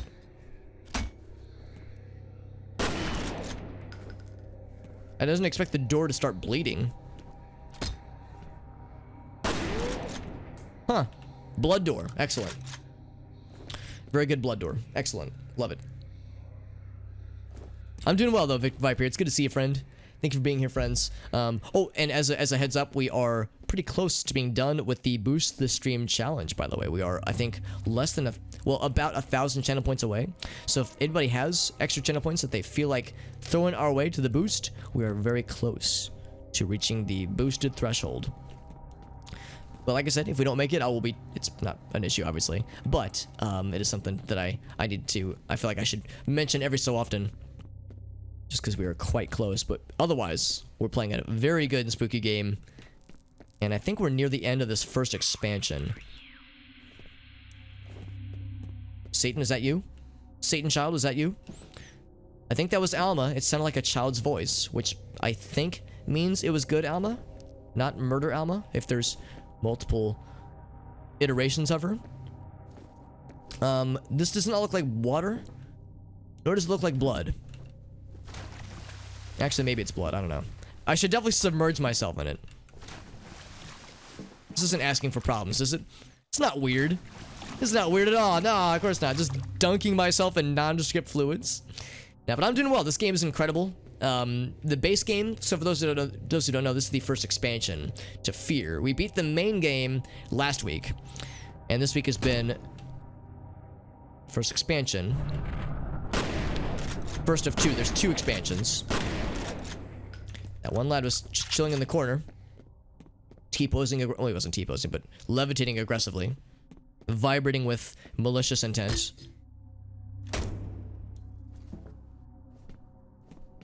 Still unclear if this is, if we're actually here, or if this is like just a hallucination sequence or something that F.E.A.R or Alma is putting us through. But we're seeing the sequences of being in, what is that? Of being in, we'll see, some kind of sanitarium or some kind of psych ward. It's hard to say. Or maybe it's just a super old-timey hospital. Whenever I see the word ward, I don't think of hospitals. I think of more malicious things. And anytime you get these lads getting spawned at you, that means that there's some spooky psychic things happening here.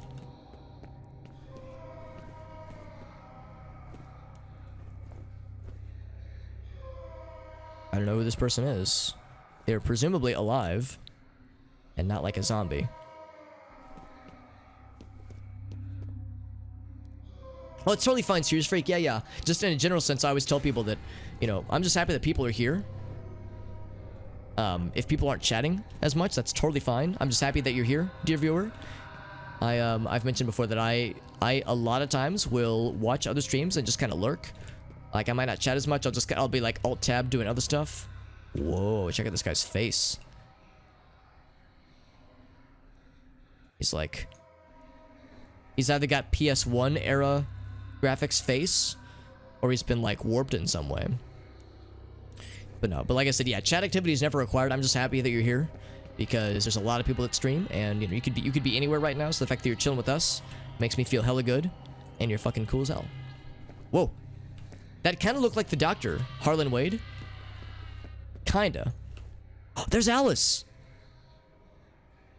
I think. Yeah, that's Alice. Yeah. I'm surprised that like the door is shut on us for this one. Alice was in the last game. Yo, City Folk. Nice. Yeah, old school Animal Crossing. I like it. Absolutely. That's awesome. Because, yeah, New Horizons is great. New Leaf was great, too. That's excellent, though. Yeah, feel old school. I love it. I mean, I'm a sucker for nostalgia, like the rest of us. Oh, my. So we go through that portal. We could... There's like a portal there.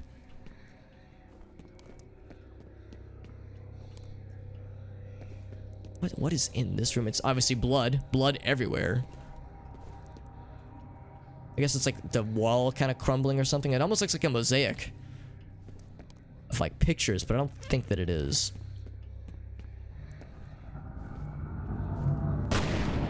That's a lot of zombie friends. The shotgun is great, but not always great for these kinds of lads. Do I want to go... Do I want to continue, or do I want to go through the portal?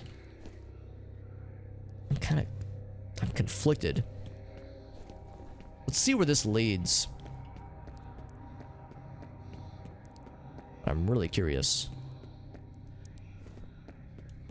Got a door, but that one closed on us.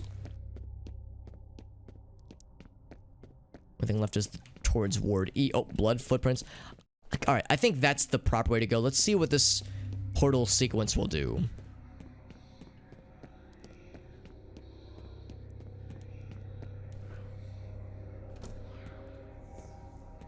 Oh, so now we're inside. There she is.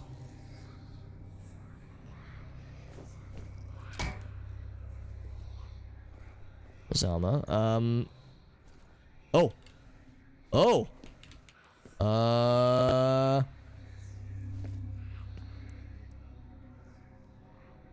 Alright, so we are... Oh. I'm getting crushed. Oh boy. Oh. Wow. That was, yeah. That was awesome. Holy fuck. Fucking terrifying, but fucking awesome. Yeah, so that was optional. We didn't have to do that, but it just... I want to experience these things, even though they are frequently anxiety-inspiring. They're also fucking fascinating. Yeah, that's yeah, don't like that. Also, more blood footprints and long spooky hallway with no end in sight. That's always a good sign. Can't even interact with these doors. Whoa. So we have both versions of Alma. Whoa.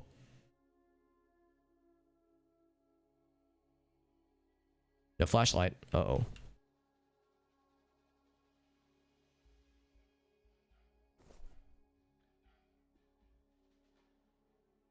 So if there is some kind of duality going on here, if there really is a, I don't know if it's a light side, dark side, or what. Oh, now I'm here. Oh, I never left this room?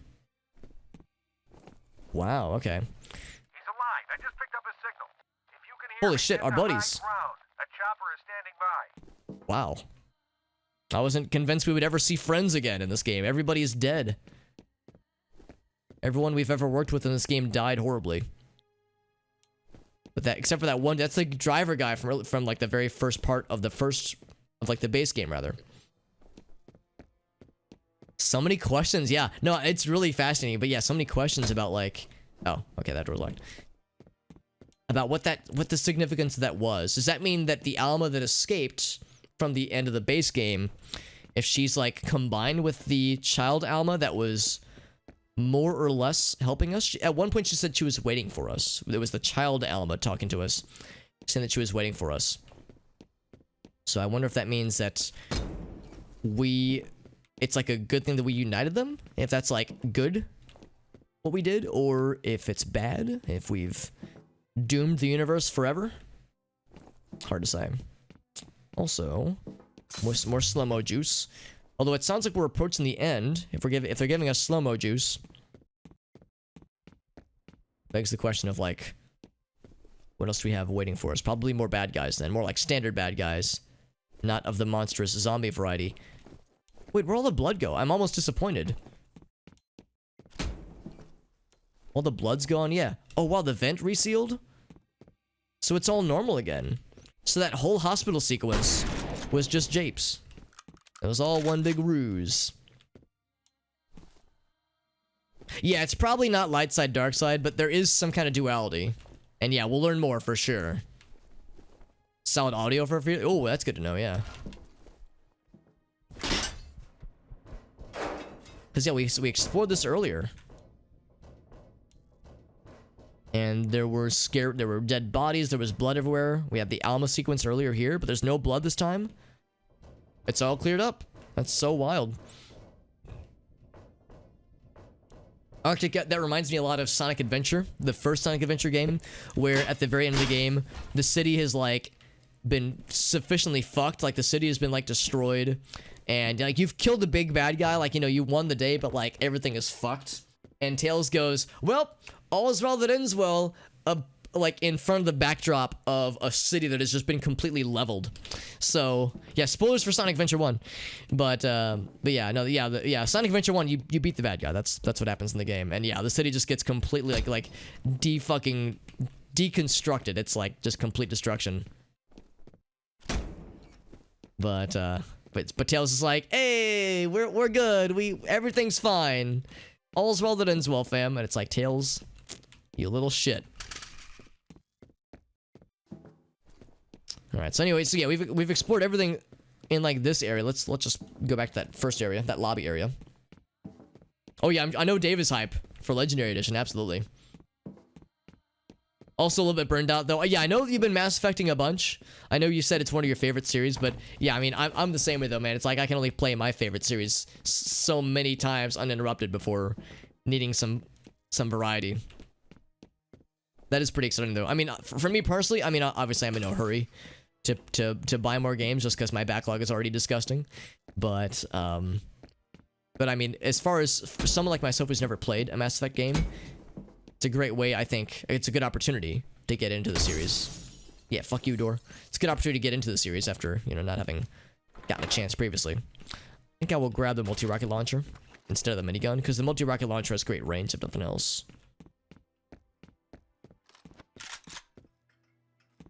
But yeah, no bad guys. This is great. Like, this is so chill in a game that is anything but chill most of the time. Sonic 06, I've actually never played Sonic 06, but I've watched Let's Plays and, like, playthroughs of it. I've seen people speedrun it, oddly enough, on stream. It's a game that I like to think I know decently well, but I've never actually played it myself. I don't know if I'm in any hurry to play it, because I understand it's a rough game to play, but its mythical properties make it really something special for sure.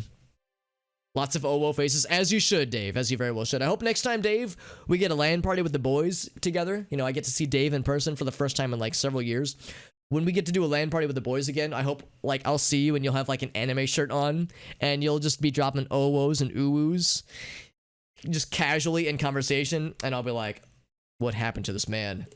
Who cursed him? And then I'll think back, I'm like, oh, right. It was his own creation that done him in. Yeah, I know, Arctic, it's like, why is this game being so nice to me? Every sentence, it enhances every sentence and makes them only better. We're about to fight Satan. Yeah, lots of health packs. Actually, lots of other ammo too. They gave us like SMG ammo and assault rifle ammo. Excellent stuff. Oh, it was your first Sonic game, Viper? Now that's fascinating. Can I ask what your thoughts on it then? Like, as someone who played it, because I've never played it. And especially if you have nostalgia for it, I'm hoping that you've gone back and played some of the other Sonic games. I will acknowledge Sonic Adventure 1 is kind of rough around the edges, but I think it's a good game for the most part, and I loved SA2. Sonic Adventure 2 is one of my favorites. Yeah, it's a really, really solid mod that Dave has contributed to. I mean, the mod itself was already there, but Dave has made some excellent contributions and enhanced it that much more gooder. Yeah, that was, I mean, it was probably someone who just didn't know better. I mean, especially if it was right when the game first came out. The game was pretty hyped up when it first came out, but then it came out and people were like, oh boy. Yeah, exactly. Yeah, Dave contributed quite a bit to that project. It's pretty excellent. Sonic 2, for most people, Sonic 2 is the best one. I'm a Sonic 3 guy, personally. Actually, if I can get real with you, I'm a Sonic and Knuckles guy, but it's usually Sonic 3 and or Knuckles. Either or both. Obviously, both is the best version, but Sonic 3 and Knuckles. But if forced to choose, yeah, either of those I'm solid on for sure. So good. But Sonic 2 is a classic. It's delightfully cursed, absolutely. The first stage, it's a tough fucking game from what I can tell. Not even the glitches, like notwithstanding the glitches, but it's just like it's a challenging game in a lot of ways. But we got the elevator going though, and we actually made contact with our buddies, but no other surviving lads or ladies have been found. Everyone else has been deaded horribly. This is the epilogue, by the way. So this is the last chapter for this first expansion. About to reach the outdoors. That's exciting. Can I pick up this hammer and, like, clock some enemies? You should know better by now. A lot of dead friends, and we hear Fettel's voice. Oh, laser friends. Oh, shit. Oh, there's no cover. Oh, fuck. Oh, fuck. Oh, god, oh, fuck. Ouch. But I have lasers, too, you know. I'm trying to aim. Okay, I'll just die. It's like I'm trying to aim my shots. I should be using my slow motion. So yeah, let's get to the roof, but we're not done yet. Stay sharp. Keep your eyes open. Pay attention to the sky. What I see the sky right now is very yellow. That's Fettel, and he looks very much alive. Every time he walks, he's got this menacing, like hunched. Yeah, I'm Fettel. This is what he's doing all the time.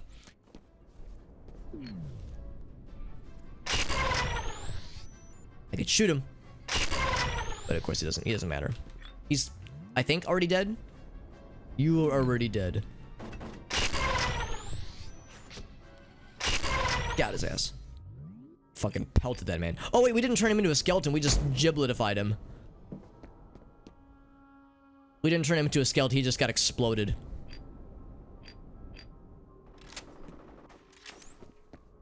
Into the skies. That's like the skyline, maybe?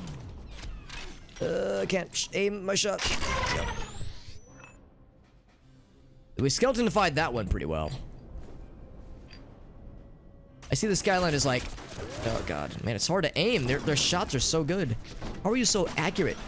I can't aim my shots, damn, dude. These guys are so accurate. I guess they got the assault rifles or something. Damn, these guys are spicy. Stay sharp. Gamer, yeah, look at game reviews first, yeah. This is how we learn, right? It's happened to all of us where it's like, yeah, we get a game we're excited about, then like we didn't read the reviews first. Happens to the best of us. It was all, yeah, thank you, Bum Rocky, for the, You should know better by now. yeah, F.E.A.R featuring Coldplay. Yeah, we aerosolized that one lad, just fucking pulped his ass. Skeleton fight him. Yeah, sometimes they take a few shots. Usually one shot will do it and it skeletonifies them, but sometimes it's extra special. Like that one, it hit him. Must hit his arm or something, but that time, yeah, we fucking pulped his ass. To delicious red mist. Strawberry jam mist.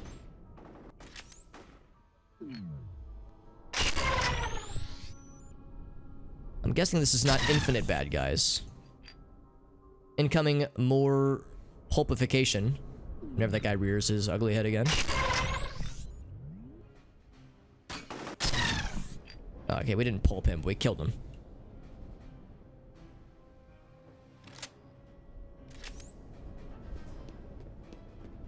So anyway, wanted to look around here. There's some armor. Penetrator ammo. Yeah, very good. Very good. Lots of tools. And lots of dead friends. Whoop, whoop, whoop.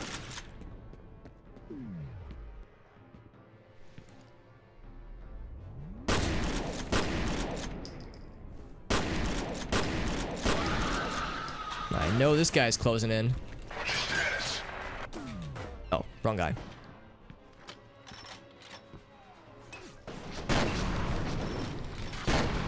Shit. Man, they have so much health. Oh my god.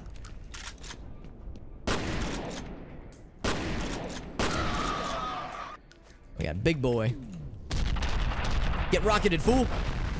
I have very little slowdown juice. He's very stunned though. What's he shooting? I'm guessing he's shooting with the penetrator.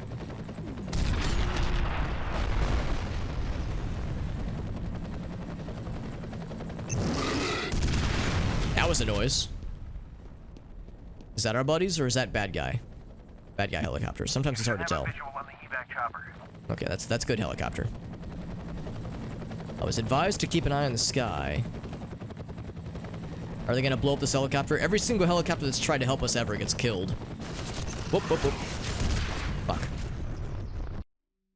So it's like... It's always like, whenever you see a helicopter or just anything at all, it's like, is this bad? Am I gonna die? Game reviews lie at first. I mean, there are sometimes where reviews don't paint the full picture, but sometimes, like, a game is panned critically and it's for a reason, so... I would say, like, you know, take things with a grain of salt, but there are times where, no, the reviews can really save you. It's tricky, though, because sometimes, like, it's more nuanced than what the reviews might think. It's like, the reviews might be like, this game wasn't very good, but it's like, well, if you were a fan of the series, you might like it, but not for everyone. So that's just kind of how that goes sometimes. Yeah, it was Coldplay, yeah.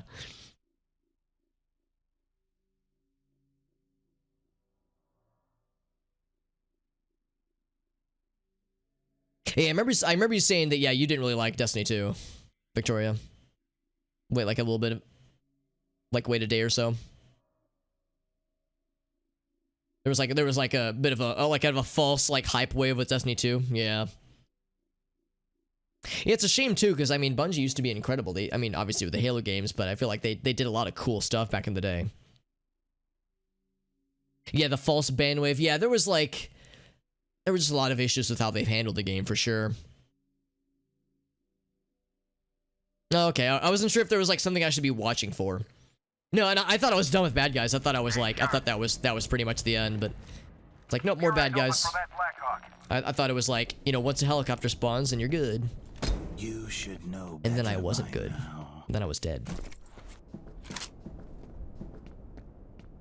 So we got our toys. First, I will smack some lads, but also hide behind cover. Because I'm a big, strong, scary lad.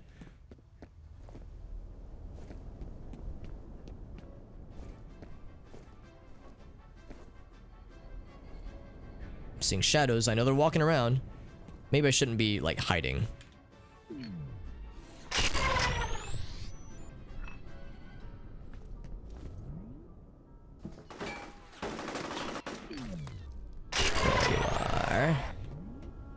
It's like I'm thinking there's like items and equipment to watch for, but also bad guys to not get killed by if I can help it. There we go. Pulped his ass completely.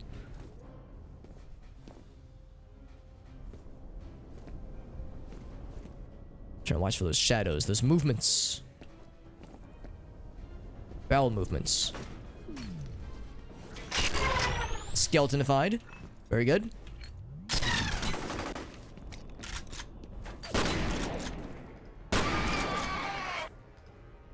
Got his ass. Now we got Big Lad, who's gonna be popping out fairly shortly. Big armor lad. In fact, I think I just heard him spawn. Oh, nope, maybe not.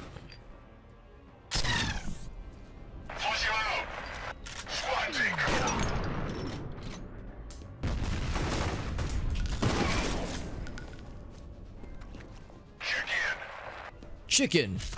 Beef or chicken? Oh, oh, oh shit. Fuck. Ah, I thought I could take him out.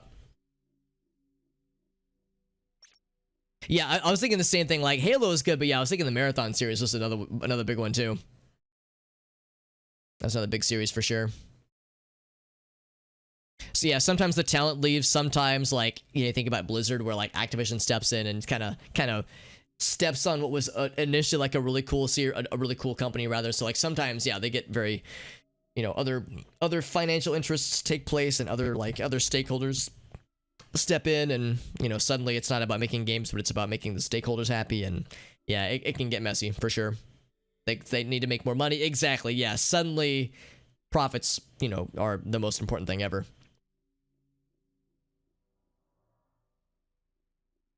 Oh, they removed the reviews? Oh, really? That's shitty.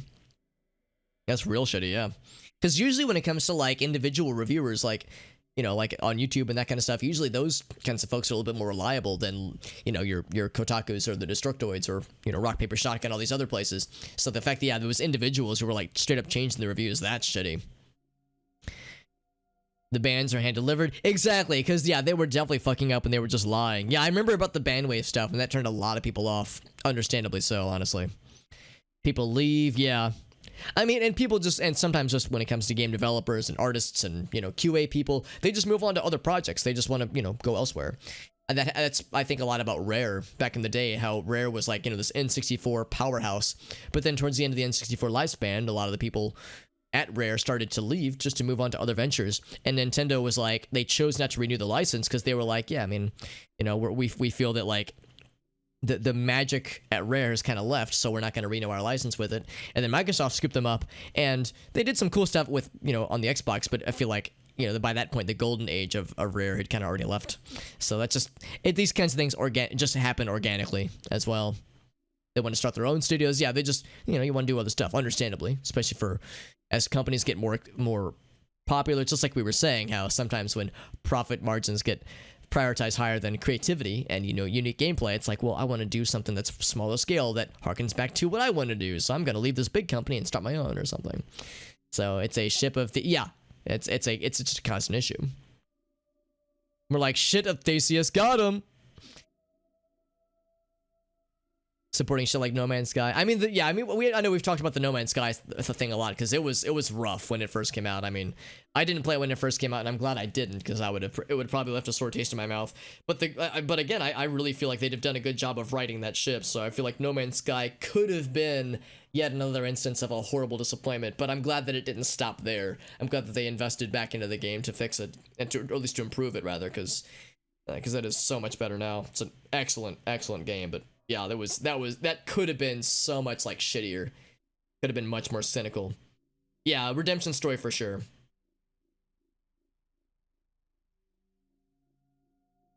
It's okay to fire through your to lie through your teeth rather. The thing about the No Man's Sky situation, were there lies and misinformation given? Yeah, it's a yes but kind of situation. It's not quite black and white when it comes to the No Man's Sky situation, because yeah, they fucked up. I mean, there were fuck ups for sure, but they fucked up in ways where it's like for people that weren't like PR people, like, you know, there was what's that one dude, Sean, I can't remember the guy. Like, you know, he still is the face of the company, but he's not like a PR guy. He's not like a CEO. He's just a developer guy. So he's talked about how weird that was, kind of becoming like not really wanting to becoming the face of this company and not really knowing how to handle that kind of pressure, and he would there was the blunder of overpromising or just straight up giving false information, just straight up lying in certain cases, which is shitty. But on the other hand, it's like it's not terribly surprising that he didn't handle it very well and that the company as a whole wasn't really primed for kind of how that spotlight just continued to grow and grow. And they fed it too. I mean, you know, they didn't hide away from that spotlight. But it's one of those instances where it's like, yeah, they fucked up, but it's also kind of not shocking how it went down. So, I mean, I don't want to just say that like, oh, it's totally okay for a company to overpromise and underdeliver, but I guess I'll just say that like, it's knowing what we know now about the development cycle for that game and some of the things that have emerged from kind of behind the scenes about the game company is that they weren't like, it wasn't malicious. It's not like they were trying to take the money and run. They really wanted to deliver. Because it'd be one thing if they were saying like, oh, we're gonna re-release the game or we're gonna release like DLC or expansions, but no, it's still been free patches. So, you know, it to me, it's an indication that they're not out for money necessarily with fixing the game. They just wanted to make, you know, a product that they knew would kind of redeem the reputation. So, I mean, it's tricky. On the one hand, should we say that like a company should never be forgiven ever for fucking up like that? Like, even if they've really gone out of the way to fix or to at least improve a thing, should we say that's never forgivable ever and fuck them forever? Or should we acknowledge that, yeah, they messed up and we need to like find ways as like an industry or as like fans of an industry, and, you know, in my case, I guess I'm not in the industry obviously, but as a consumer, you know, be a little bit careful when it comes to pre-orders obviously, but also like be mindful when a game has a ton of hype behind it, but also maybe don't over vilify. It's like, I don't know. To me, it's never black and white. There's just so much gray area for that kind of situation. Once the people are gone, yeah. I mean, you can hire new people. There's always new talent. There's always like, you know, cool peeps. But yeah, sometimes it's hard. Sometimes it's hard when like, you know, there's always like those rock star developers. There's always like the people or like the lead developers or like project leads or people that really, you know, make those companies and those projects what they are. So it's tricky. That's really tricky. The social media backlight, yeah, there was a lot of that too. Sea of Thieves is good, yeah. Oh yeah, Sea of Thieves strikes me as the kind of game that's fun, but like, yeah, once you got some homies, for sure. Stealth PvP mission, yeah, I've heard that's pretty fun. Supporting it after says that it's okay to do what they did. I mean, that's the cynical way to look at it, in my opinion. In my opinion, me saying No Man's Sky has redeemed itself, to me doesn't say it's okay to me at least. Again, I guess we're getting into just personal opinions now, but the way I look at it is that when I say No Man's Sky has redeemed itself and the developers redeemed it, it's not saying it's okay to lie to your consumers or to lie to your possible buyers. To me, it's saying, yeah, you can fuck up, but you can put in the effort to fix it. And then, you know, it's no situation is irredeemable. What if Duke Nukem Forever, when that came out, it was a disappointment? What if the developers were like, you know what? You're right. Let's try to like address this and try to make the game better, and suddenly it became, you know, beloved by all. Duke Nukem Forever was a game that, you know, had some pretty huge hype behind it, and then a game came out and it was just like, it was whatever. So like I could, there's untold examples where I would rather encourage redemption rather than just saying fuck them forever and just, you know, write them off entirely and just not give them a chance.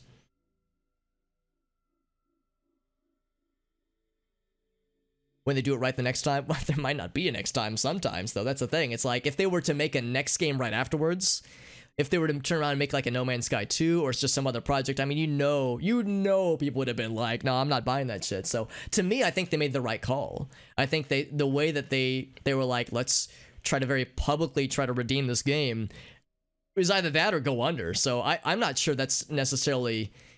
I'm not sure that's necessarily an option. I guess if you're an established game developer, that's one thing, but they were known for like one other game ever, I think, before No Man's Sky came out. So I'm not sure that was necessarily an option for them. CD Projekt Red, yeah. They did, yeah. Yeah, and I'm not sure if that was the right call for them, for No Man's Sky, for Hello Games, because yeah, they stayed quiet when the game first came out and people were like, what's going on? I wish that they would have been a little bit more communicative, because that was another issue too. Like when it first came out, they were like, we're just going to put our heads down and work on it. A lot of us, of course, have seen that Internet Historian video where, like, he kind of talked about how they went radio silent for, like, a few months, and people were like, well, I guess they took the money and run. Then they popped out, they were like, hey, we got the thing. And that was good, but, like, for a couple months there, it was like, it's kind of strange, honestly. Unless they're, like, abusing workers, yeah. Yeah, I mean, yeah, I don't think that there was any of that going on for them, at least. Because, I mean, yeah, there's some... well, CD Projekt Red, I mean, there are some developers where that has been an issue, where, like, you know, they're instituting too much crunch and that kind of thing. They did get close to the line? Yeah, absolutely.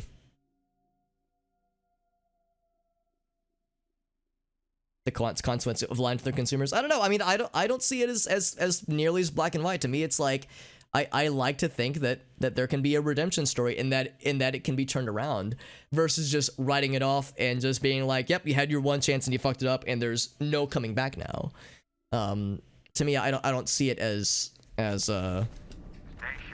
like, you know, yes or no, or as like, you know, once the mistake has been made, there's no coming back now. You should know better. I feel like that's... If that's the case, then there'd be a lot of games that I love a lot that where there wouldn't have been that redemption. Diablo 3 is another such example where Diablo 3, I mean, man, when that game first came out, it was a mess, and it's no Diablo 2. I mean, how could it be? Whoop. You know, it's a very different game made by a very different people, and published by a very different Blizzard, Activision. But another example that, yeah, they did a really good job, I think, of same kind of thing, like doing free updates to improve the game. They also did an expansion, a paid expansion. But beyond that, though, they I think, did a pretty gosh darn good job of improving the game when they didn't really have to. They could have just left it. And this is Blizzard Activision we're talking about, man. They're not always great about...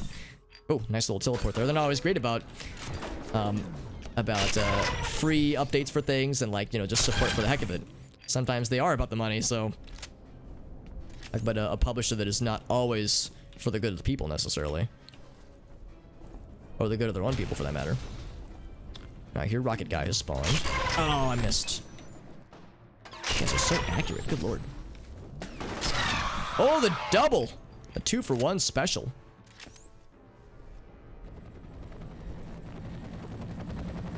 Oh yeah, no, it's something I probably don't think about all that often, Dave, and maybe I ought to, just because, yeah, like, I know you IRL, but now that you're streaming more, it's like, maybe I shouldn't just, like, you know, dox your first name all willy-nilly, like a goober.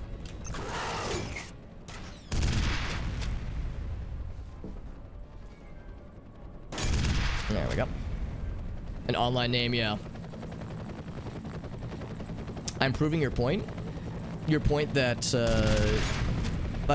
maybe I don't know what your point is then. Like, if your point is that, like, they shouldn't be forgiven, that it's not okay, that I'm wrong for saying that, like, the game has a redemption story and that's good, and that they shouldn't have been given the opportunity, you know, that I should be more, I should be less forgiving in that sense. I don't know, maybe I'm not understanding your point then, Victoria. Because I understand the notion of being like, yeah, they fucked up. Like, that, there's no question about it. I mean, if your point is they fucked up, then, I mean, yeah, there's no doubt. They messed up. There were goofs that they made. There were goofs on Sony's part. There were goofs on the consumers. There were a lot of people, there were a lot of problems and a lot of points where there were issues, but a lot of the fault, if not the majority of it, lies with Hello Games and how they handled it. Sean Murray, that's the guy's name. Oh. Oops, wrong gun. Oh, shit. I didn't expect that would explode from there. Damn. Well, he's dead. Pretty sure we got that guy. Are we good? I'm saying it's okay to lie. I feel like you're taking my words and spinning them, Victoria. I feel like that's not an accurate representation of what I'm saying. I feel like this is a very cynical way to look at it. If I'm saying you can redeem yourself, and you're saying that, oh, Alex, you're saying it's okay to lie, just think that's an oversimplification of the point that I'm making. If a person or a company messes up, and then they try to fix that issue, and then I say, I'm glad they fixed that issue, is that the same thing as saying, you can fuck up or lie as much as you want now? I just feel like that's an extrapolation that isn't really necessary, and that it's like just kind of misconstruing. And again, we're getting down into very subjective things. You know, it's just opinions at this point. But you know, we just have to acknowledge that. Whoa, buddy! Oh fuck, he says. So what do we say about helicopters like dying before we can get to them? Just how this shit always happens. A streamer person? Well, I mean, hey, we'll see, Dave. I mean, the OWO mod could blow up. You might never know. Bury their sins, but instead planted the seeds of their doom.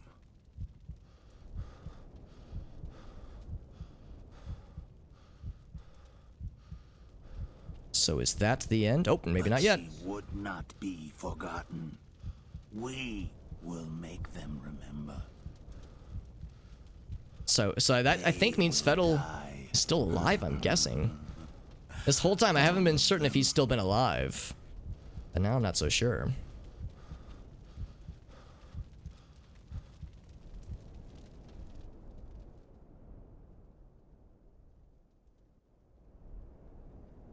If you bought a car that the manufacturer... Oh, hold on, not done. I've seen it in my dreams. Fire sweeping over the earth, bodies in the streets, cities turned to dust.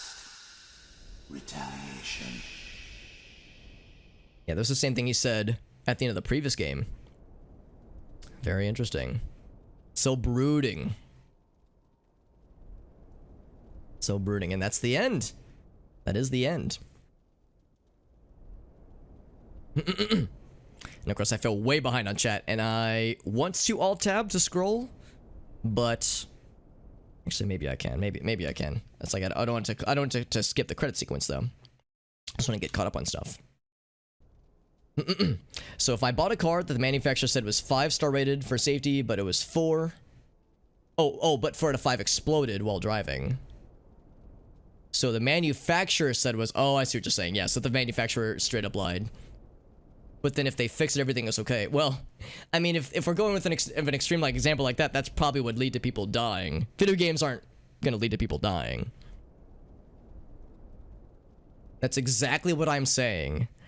I mean, I guess if you really want to be real, it just feels like a very cynical way to look at it. I mean, if we're saying that it's a good thing that a bad product was turned around and improved, if I'm saying that's good, is the same thing as saying companies can now lie as much as they want. Am I saying that they are free of consequence? Am I saying that they're free of being criticized? I don't think I'm saying that. I don't mean to say that. So if I've conveyed that point, then I did a poor job of arguing my viewpoint here. I'm saying that it's good that it got redeemed. Am I saying that they can't be criticized now? No. I mean, I like to think I've been, I think, fair in saying, like, yeah, they fucked up. I feel like I've said those exact words many times. And that the backlash was pretty harsh at first, and it was kind of not undeserved. But then what? Then what? Is it at that's the question. Like, the fuck up has happened. We're past the point of it shouldn't have happened. They fucked up. So do they just go under or take the money and run, which was, you know, where a lot of us feared, or do they try to make it right? And I don't know. I don't really see how it's bad to say, I'm glad they made it right. If they fixed the car for free. I mean, yeah, if there was like a recall. I mean, that kind of stuff happens all the time. I mean, you know, security recalls. I drive a Toyota. There was a point in time where there were like Toyota brake issues where like their cars like weren't braking properly, and it did cause some problems. So should I write off Toyota forever despite, you know, a pretty gnarly issue that they happened? I mean, that was like 10, 15 years or so ago, so I like to think it's probably safe now. By looking at what they did, that's how they read it. Have there been like more instances of the No Man's Sky situation happened since No Man's Sky? Because I legit don't know. I don't have anything backing up, obviously, to say whether or not it's happened more or less frequently. It's happened more since, and it's happened before. But can we say No Man's Sky as a data point to saying that this has made the industry a worse place? I mean, we could probably find examples, but we could find examples before as well. So I guess that's a point I'm in no position to argue, just because I don't have any data to back it up one way or the other.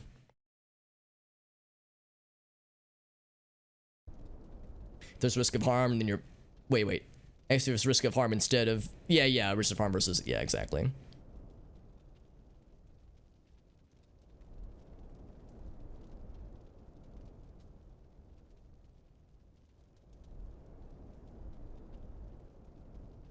Being okay to attempt it as long as the attempts are it's okay as long as there are attempts to correct it are made.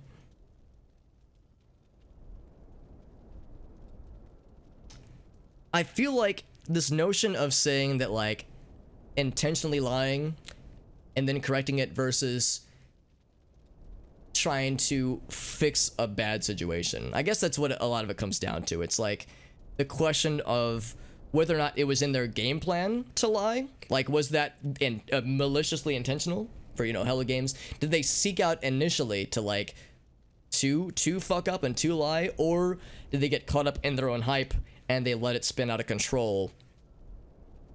And I think it's more the latter. I don't think that they were intending from the get-go to screw over people and to you know, turn out a bad product. Supporting bad practice is the same as saying it's okay to do the bad practice. I don't think fixing a bad product is a bad practice. Should they have not created a bad product from the get-go? Yeah, I mean, that would have been nice, but that you can't uncrack that egg, so to speak. It's already happened.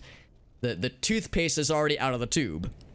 So to me, I just see it as inevitability. Bad products are gonna happen.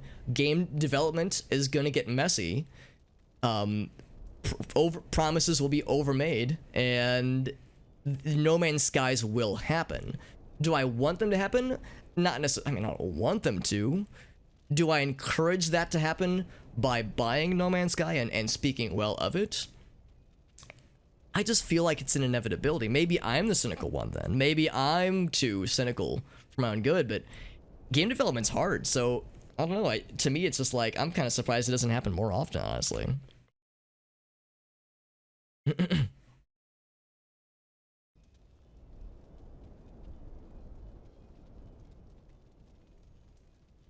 Toyota Hilux? I don't think I know that one, actually. Fallout 76, Cyberpunk, Andromeda. But were those No Man's Skies? When I say a No Man's Sky, I mean a small dev that comes out of nowhere with like a project that, you know, that gets overhyped. Fallout and Anthem and Andromeda and Cyberpunk, those were all like, part of the reason those were also hype is because they were from developers who really knew their shit and were very established. I mean, you know, we think about, well, actually, yeah, two of those were BioWare. Yeah, Anthem and Andromeda. Yeah, those were both BioWare products. And there's a lot that's been said about their development cycles and why those went off the rails so badly. So I'm not sure. Those are tricky. Cyberpunk I could kind of see, since it's CD Projekt Red. That's not exactly a small company, but smaller than like BioWare, obviously. Certainly smaller than Bethesda. So I would say Cyberpunk, you could probably like make a correlation there. But still, CD Projekt Red though, I mean, that's not exactly a small company necessarily. We are talking about toothpaste, exactly. Yeah. Just don't buy until it's fixed. Yeah, and that's what I did. I didn't buy No Man's Sky until it was that first like big up. No, until the second big update actually. Because I got it in like late 2018. By that point, they had done 2 giant updates. And I certainly didn't speak well about the game until I had played it.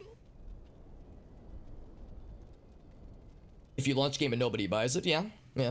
I mean, yeah, and a lot of people bought No Man's Sky when it first launched. A lot of people bought Cyberpunk when it first launched. The thing with Cyberpunk is kind of trickier because with Cyberpunk, it's just kind of been quiet for a while. I know they've done some patches, but a lot of us are waiting for like a big patch to address some of these issues, and I don't know if that's going to happen anytime soon. But yeah, with Cyberpunk, I wouldn't say I'm less hopeful, but I don't know. I mean, I'm glad I don't own the game. I'm glad I didn't buy it.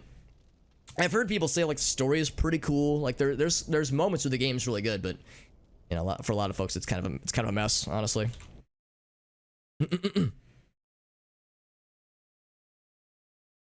Have to prove that they lied. I mean, I guess that's the thing. Lying maliciously or intentionally versus letting stuff get out of hand. You could say that they're the same. You could say that like them getting lost in their own hype and getting kind of lost in the development cycle of the game and losing sense of their focus, you could say that that was lying. You could make that argument. I feel like that's different from like trying to deceive maliciously, but I mean, you know, the Venn diagram is not 2 circles.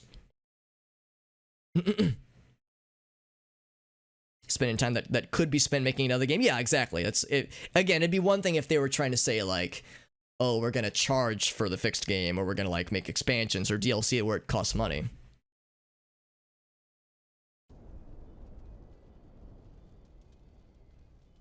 Tells the companies it's okay to do it as long as they try to fix it. I guess it just comes down to a very different view of to me, it just sounds cynical. It just sounds like a very cynical way of looking at it. And I feel like if we're saying it's a problem now and it wasn't a problem before, I guess that's something I don't see either. Because yeah, I mean there have been some standout cases we can think of, but I mean again, we were talking about Duke Nukem Forever. We were talking about Diablo 3. There have been other games that, you know, vastly underperformed. We name dropped Sonic 06 earlier, so is it really that worse of an issue now? I think if either of us can make that claim, we don't really have the evidence to back it up. We have, you know, we can name drop titles, but is it really worse now?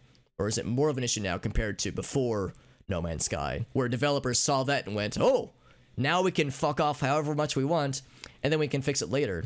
I mean, you could make the argument that that's been a problem ever since early access was the thing, or just, you know, the notion of updating games with day one patches. If we're saying that No Man's Sky was the beginning or was the catalyst of a trend, then we have to acknowledge or somehow resolve the fact that it's part of a trend that's been going on for I don't know, at least a decade at this point. There have been letdown projects, yeah, and they will continue to happen. And that's a good point too. Fallout 76 did get fixed, but just the notion that it launched so poorly, or it was rough, yeah. Just overhyped games, yeah. I mean, all these games have been overhyped for sure, but they were the question of like, is it an established developer? Is it an established developer or publisher where we have expectations? Where with Hello Games, it was kind of a wild card in that sense. And from the get-go, there were people who were rightfully so skeptical. You liked No Man's Sky at launch? Yeah, not because I didn't play it at launch, but I have several friends that bought it at launch, and they were, you know, not super happy with it. And I wouldn't have been either. If I would have bought it at launch, I'd have been pretty salty, honestly. Released a patch to fix the... Yeah, it's like... I know they've done a couple small patches with Cyberpunk. I'm hoping that they're working on, like, big stuff. I hope they won't Anthem it, because Anthem, that's a sore subject, because that one got... It was rough. They said they would fix it. They took, like, a year and a half, and they... Just a few months ago, I think, just said, yeah, we're pulling the plug. So it's like... Anthem's one of those cases where... That's a sour subject, for me at least, just because there was so much, I think, potential, but... like, talk about a really unfortunate development cycle with Anthem. That game, like... They just didn't know what they wanted to do from the get-go. Like, there was somebody changing of hands and changing of leadership. It's like, up until like a month before, like a few months before the game launched, they were like, nobody really knew what the game was. I don't even think the devs knew what the game was, so it's just unfortunate, honestly. Daikatana. Oh god, Daikatana got us. Yeah, jeez. Fable, with Fable, like, it's a good game. It was a disappointment compared to what was promised, but of course with Goddess and Fable, we're getting into Molyneux territory. And if we're talking about Molyneux situations, that's kind of it's almost like its own category. Because yeah, that talk about like having preconceived reputations and preconceived like expectations. Molyneux's name precedes himself, so that's just kind of how that goes. Deploying patches, yeah. I mean, that's just the world we live in now. I mean, back in the day, PS1, PS2 even, Xbox original to a degree at least, N64, like, the game's out and it's out. It's we can't go back and fix it now. It was a dumpster fire, but it's good now. Give them money. I mean, it's a good product. I don't see how my perspective is problematic. I don't see how my perspective is making the game consumer like ecosystem a worse place. The notion of this product is better now, it's been fixed, I can buy the product now, it's good now. I would have to I wouldn't have been able to buy Diablo 3. I wouldn't have been able to buy like all these other games that really got a lot better. I don't really feel like it's saying to game developers, we can fuck around as much as we want, and if we fix it later, then it's fine. I would hope, if nothing else, game developers would focus more on the backlash that they got when it first came out, because it was rough, man. I mean, they were the laughingstock of the video game ecosystem, pretty understandably so. When when No Man's Sky first came out, again, Fallout 76, Cyberpunk. I mean, Jesus, a lot of these are pretty relatively recent in memory. So I would like to think that developers would see that and go, oh, let's try to avoid that from the get-go. Let's try to make sure we don't have to fix it later on. Let's try to avoid that initial fuck-up as possible. I would hope that would be the takeaway. Because I just feel like we don't have enough empirical evidence to say, because of No Man's Sky, this is worse now. It's certainly not better. I mean, it still happens, obviously. But if all we're going by is like, here's what I think will happen, what I think has happened, then it's just purely subjective. Just the entire Molyneux library. I mean, there were some cool games that he did that, I mean, I guess that's the thing, that they weren't hyped by him. Like his earlier games, Black and White, and there was like some, I don't know, there's a few other strategy games that he did that were really cool, but it was when he was still relatively like a no-name. So like now he's got a name behind it. He's just a professional liar. It's a shame too, because I don't think he's like a pathological liar, but he just gets so caught up in his own bullshit. He needs people to like be around him to kind of like reel him in a little bit, just because he gets so ambitious. I want to like Peter Molyneux, and I guess I'll say I don't dislike him, but his track record speaks for himself. I don't even know what he's done in recent years, honestly. I don't know what he's been working on, admittedly. Just don't consume it until I mean, just know what you're getting yourself into. Because yeah, like I said, I definitely didn't get into No Man's Sky till well after the things had improved. Kind of, there's the No Man's Sky on the side. Well, the Cyberpunk route, I would say that we don't. It's for me at least, it's unresolved, just because we don't know where it's gonna go. I hope they try to fix it. I hope they don't just take the money and run and like just fuck off with it. I think they've said on multiple occasions they're committed to fixing it, so we'll see. We'll have to take their word for it. I mean, this is CD Projekt Red. They've done cool games, but they've also like put their employees through crazy crunch. So I'm trying to stay neutral, but it's that one. I'm like, I don't know. We'll see. We'll see. But I would like to think that it could improve. What if they did the situation again? I mean, yeah, if they, I think they've said that they are working on some new projects, some non-No Man's Sky projects. So if, some next project theirs gets hyped to the high heavens and then it comes out and it's a big old turd, and then they have to spend another year and a half fixing it, then that's like, oh, okay, now the organization, Hello Games as a developer is like, that's, if they're not learning their lesson, that is, less than ideal to say the least. They would make them go out of business. I mean, if it happened one more time, I don't know if it'd make them go out of business, but it would like be a pretty gnarly knock against the reputation. If it happened like 2 more times, yeah, they'd be out probably, I would say. Because I imagine No Man's Sky probably made them a decent bit of money, but yeah, I would say like if people just stopped buying the games after a certain point, yeah, it would kill them off for sure. Just don't buy the, yeah, just, I mean, that's what it really comes down to. THX is, we just shouldn't pre-order games, honestly. Trying to think, what was the last time I pre-ordered a game? I think Animal Crossing was the last time I pre-ordered, and that was just to ensure that I would get a copy in time for my birthday, because it came out the day after, no, the day of my birthday, so I wanted to make sure I would have it, like, on hand. So that was the only reason I pre-ordered, just because it was a very time-sensitive title. And, I mean, I'm glad I did. It's a good game. But, yeah, it's like, pre-orders, we really shouldn't do them, honestly, just as much, at least. They're taking it as it's okay to release broken crap. I mean, again, I guess this is just subjective, because if that's how you internalize Victoria, then I clearly I can't change your mind. Because that's, if you're saying clearly they're taking it as an objective fact, that's not how I see it, though. I don't see that that's how they're internalizing it. And I don't have sufficient evidence to say that that's the case. Consumer behavior, it's part of the, I mean, it is, I mean, that's one of those, yeah, THX, you raised a good point where it's like, you don't want to put all the blame on the consumer. Yeah, we shouldn't pre-order, but also it shouldn't have to come down to us being afraid to pre-order. There should be some accountability. So, yeah, you're right, it's not like one of those, it's like how, there was a video about this not too long ago that I watched, where like when it comes to like recycling, how a lot of organizations don't do a good job of making the stuff easily recyclable, and then they turn around and say, oh yeah, it's up to the consumers to recycle.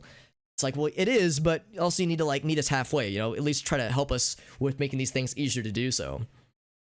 John Carmack, yeah. Well, even when John Carmack was part of id in like the later years, I don't know how involved he was, honestly, because he had some cool ideas for sure, and did a lot of great stuff. Obviously, in the early days, I mean, he's an incredible developer. But yeah, like when he left for Facebook or Oculus, it was like, I just didn't know what he had been working on for a while, honestly, because he wasn't a part of Doom 2016. He was probably part of the Doom stuff that was being worked on between 3 and 2016, because apparently there was like a few Doom reboots that didn't really get off the ground. They called out a shit when got it. Yeah, it's like, I feel like, yeah, for Molyneux at least, yeah, it's like I don't know anything about him in a long time. He made The Trail. Interesting. Yeah, I don't know much about The Trail.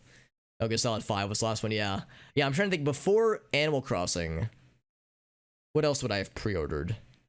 I might have pre-ordered Smash Ultimate. No, actually, no, I didn't. Oh, no, I did. I did pre-order Smash Ultimate, because I came back from Iceland the day before it came out.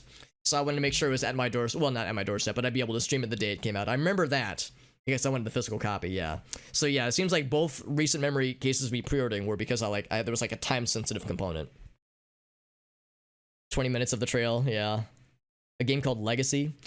Yeah, it's like, I want to like Molyneux, and I want, talk about, wanting a redemption story. I would like for him to come out with games that, that are relatively well fleshed out and aren't, an overpromised mess. But yeah, Peter Molyneux, his reputation really does precede him. And, I just realized I've been offline on Steam this whole time. Or not offline, but like not like shown as being online. Yeah, that's like one such case where I would like to see him like, get his shit together, and or at least work with people that allows him to reel himself in, because yeah, he's kind of a weird case. It's almost like you could just verbify Hello Games really Molyneux the launch of No Man's Sky. It's like it kind of speaks for itself. Because I feel like he's got great ideas. I think there's like a lot of cool potential there that's maybe somewhat untapped, which is really a shame, because I think he's one of these guys, like you need those idea guys like Molyneux in a game development project. You need idea people with their heads in the sky and all these bright and shimmering ideas, because like you think about the stuff like with Goddess, or that egg tapping phone game that he made, where it's like, well, he didn't make it, but he helped develop like these cool ideas about game design and game development. It's like you want to see these kinds of things come to fruition, but again, you need people like You need project managers or financial people. You need like people just to be there as like buffers for him. Because if he's running wild, then he's gonna promise you the moon and give you a handful of turds. He was an engine developer, yeah. Ooh, Jesus, that's loud. Holy fuck. Jesus Christ. Whoa, that's loud. Sorry for blowing out your eardrums. My God. Haven't even reached the... Oh, wait, no. I did turn down the volume. I checked this out beforehand to make sure it worked. So I did set the audio settings beforehand, but Jesus, that was super loud. NVIDIA. So when he did try touch... Yeah, that's a good point, Arctic. Yeah. He strikes me as more of a... XPS certified. More of an engine guy, more of a nuts and bolts guy than a, like... flowery game design, like conceptual, that kind of stuff. Yeah, I remember the Quake thing. Yeah, I remember you told me about the Quake thing. That was a whole deal. He is a brilliant guy. Is this F.E.A.R 2? So this is the second expansion. So this is F.E.A.R 3 in that sense. No, this is the second expansion. So this, I think, starts at least immediately after the sequence that we saw at the end of the first expansion. I will do a few things. We had lowered the music a bunch, lowered the sound a bit as well. I think everything else should be set. You can hear audio, I can hear audio, so we have audio from the get-go, which is nice. We also get bonus missions later on, which is kind of cool. So we'll start this and do some of it. But in fact, I need to update the title on OBS, but it's almost 1 a.m., so I'm not going to go that late, obviously. But I do want to do some progress into this just because well, for one thing, I started late and I've been wanting to get to at least start the second expansion sometime this week, so I'm glad we're starting it tonight, if nothing else. This is Perseus Mandate. Update. Cool. And I'm going to leave the categories F.E.A.R because we know now that the base game is the only category that there is for on Twitch, at least. I don't think it has categories for the expansions anymore, even though they have their own separate expansions. Or, what am I saying? Executables. And in the case of the first and second executables, thanks to Dave, not female in the chat, he hooked me up with the LAA, the long address or large address aware executable that allows you to, or utility that allows you to target applications to be able to use more than like the 2 GB RAM limit, because this game came out in XP times, so it was expecting XP limitations, so it unlocks its potential a little bit more. Central Chime rate, yeah. I'm in CST. I got the 1248 right now, but yeah, Eastern folks are like, oh man, what the heck? It's getting so late. Oh, I remember. Yeah, Curiosity. That was the egg tapping game. Yeah. Yeah, talk about another thing that was overpromised, where, yeah, he was like, yeah, whoever unlocks it, you'll get all this cool stuff. And I remember there was an interview with that dude, or that kid, or whatever, and he was like, yeah, he, like, sent me some, like, there was some promotional things that I got, but then it's been, like, radio silent ever since. So, yeah, it's a shame, because, yeah, Curiosity was such a cool idea, but then the delivery just came up short, which is a shame. Replicant Army's Psychic Commander remains at large. We killed him, but we didn't kill him dead enough, apparently. And Armacam has turned on governmental forces. Interesting. Right, yeah, their own ATC security folks. Yeah, Betters. Yeah, that's the guy who was like the guy we heard on the intercom earlier. The guy who gave us, like, who was like, holy shit, I'm sending in a helicopter to evac you guys. We do still have audio, right? I know it's very cool. Okay, yeah, we do. I'm still nervous about audio problems, man.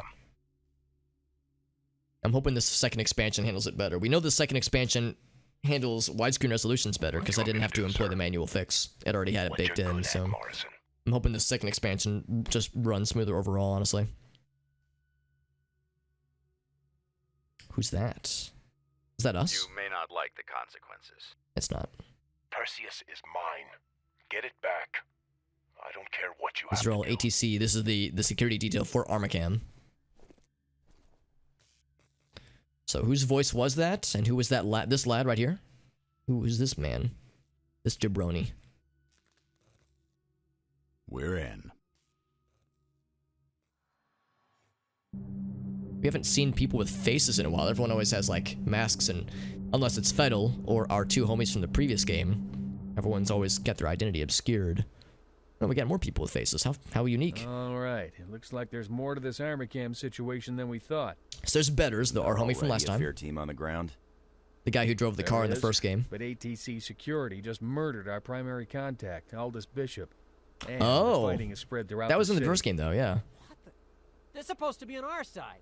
Didn't ATC call us in to help Is them in this the like first place? back in time? What's ATC hiding? Because yeah, We don't know Aldous yet. got taken out Your mission fairly is to early on in the secure main game, Army or Cam's the base global game, data that and is. security center and retrieve any information related to a project codenamed Perseus. Paxton Fettel and his army of replicas? That may just be the tip of the iceberg. SAT images have picked up enemy activity near the landing zone, so be careful. Head directly to ATC's data center once you're on the ground. As always, I'll be in radio contact with you throughout the mission. Begin your jump prep. Time to fly. Yeah, I wonder if this is like, if we're slightly back in time. Oh, nice tile of ground beneath us. I've heard it's good. Yeah, I mean, I've heard both expansions are solid. I've heard this one gets more lore filled.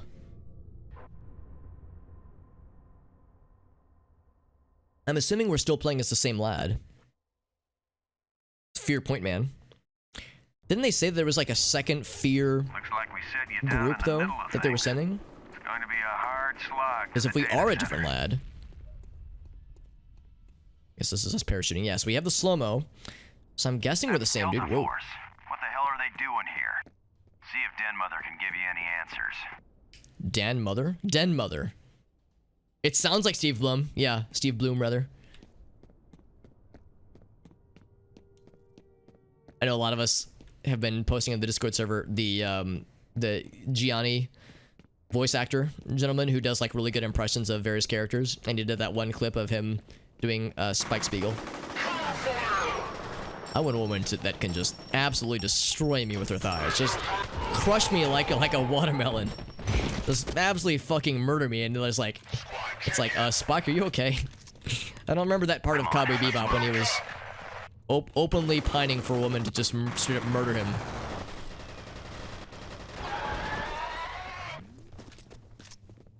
That had to hurt. Yeah, so this can't be back in time because the events in between the base game and the first expansion were back to back. So I guess maybe they did extract us. I mean, the helicopter exploded and we had that sequence where Fettel was giving a monologue, so it's hard to say. Or we're just a second dude. Maybe we're like a second group, and we're a second dude that happens to have slow-mo powers, like the dude before us. Does she have the pistols? Well, pistols pretty sick. Good for long range. It is Stephen Bloom. Yep, I'm not surprised. He's an excellent voice actor, so it would not shock me. Yeah, same energy, honestly. Let me turn up the audio a little bit. I had to turn it down earlier with that fucking explosive intro noise we had. What the hell happened in here? I know as much as you do. Some more dead bodies. Here's an assault rifle. Very good.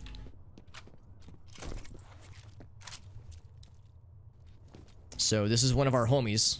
Seems like every time we see a bad guy, usually it's a dead friend. Good. Stay focused, Lieutenant. Yeah, Lieutenant. Do these guys have names? I think they do.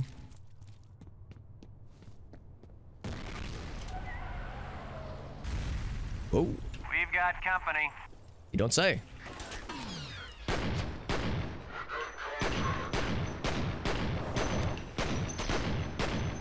The muzzle flash is so bright it's like obscuring a little bit.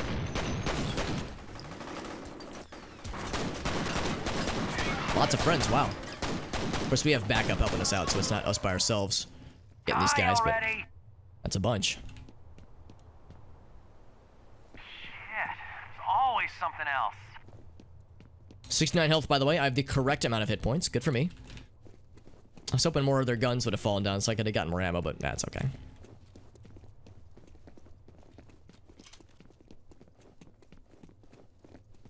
Anybody want an oven that's just lying out here?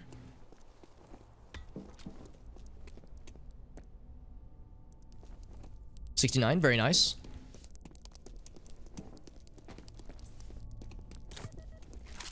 Oh, got the double. Very good. Now I'm doubly dangerous, and I have max pistol ammo. Sounds so mad. Damn, dude, calm down.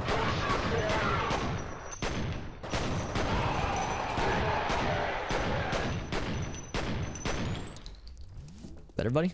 Yep, that's everyone. Holy shit. Wonder what that looks Stay close, like Sergeant. when it's not slowed down. Like, what do these guys see when we jump up like that and we just go bah, bah, bah, bah, bah, bah. Like, I wonder how that looks on their end. Here's the thing with the scope. I'm actually gonna drop this guy. That scope gun is good. If they're giving us the scope guns already, then it's like, holy shit, they're just going in. Actually, I changed my mind. I'm actually gonna leave the SMG. Because the SMG is probably my least favorite of the group of them. So we have all long-range weapons, which is fine. Long-range capable weapons, that is. I guess the pistol is kind of close range. Better accuracy. Down here.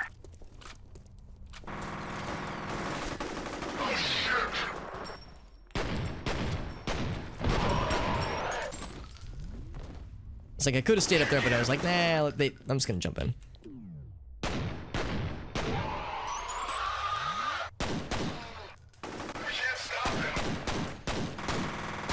Ouch, ouch. I just kind of stood there and took the bullets, didn't I? I am trying to flank. I wanted to melee him.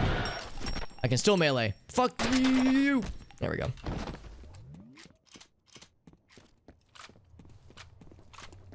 Alright, so far so good. None of our buddies have died yet.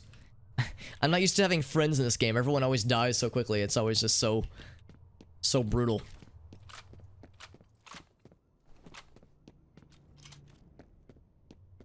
We have friends. Nothing horrible has happened to them. No psychic lads have fucking torn them to shreds yet. I mean, I feel like this game has made me cynical when it comes to having teammates, because like I know you guys will leave me eventually. And all the ammo and health we can carry. Lots of assault rifle ammo, which is good.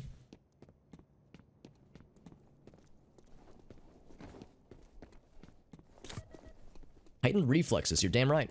Yeah, I guess they gave us the little tutorial messages just in the off chance someone didn't know about these things, but hopefully they would have played the base game first. And one of them had a name, Chen. So names do exist for these lads.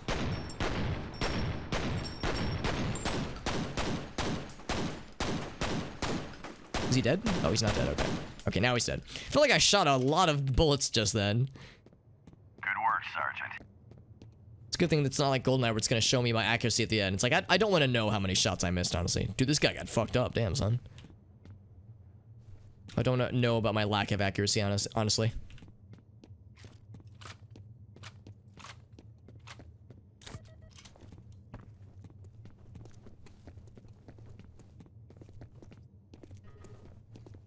What's it say? Oh, inventory full. I thought it said inventory fail, and I was like, excuse me? Mounting a ladder. Oh, yes.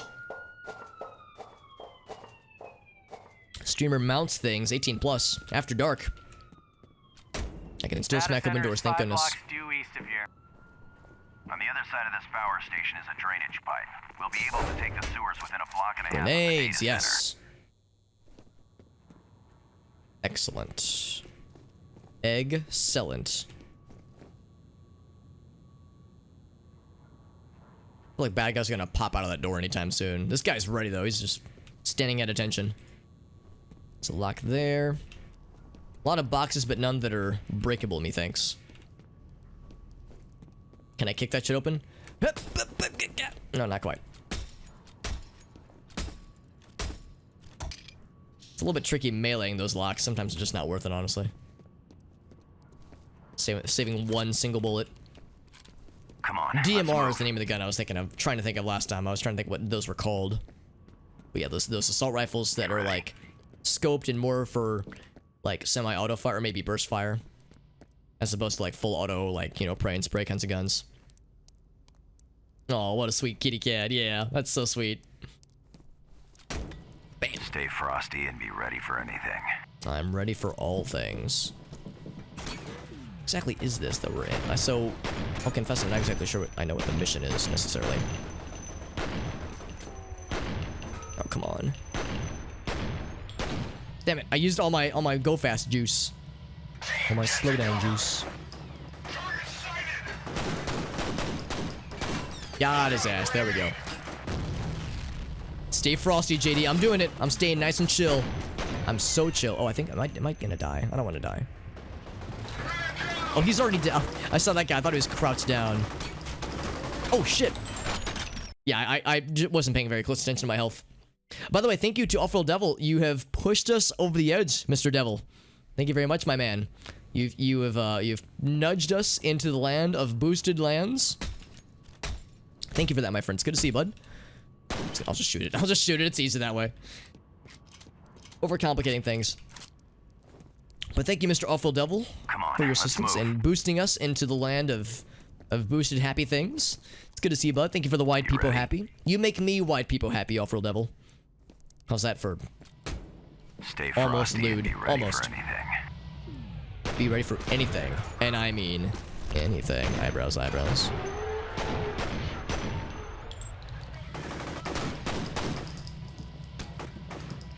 These guys are so resilient, man. You can shoot them in the head like 3 times and then they'll fall over. But it's like, damn, dude. You guys are spicy boys. Whoop, not done yet. Not done yet, fam.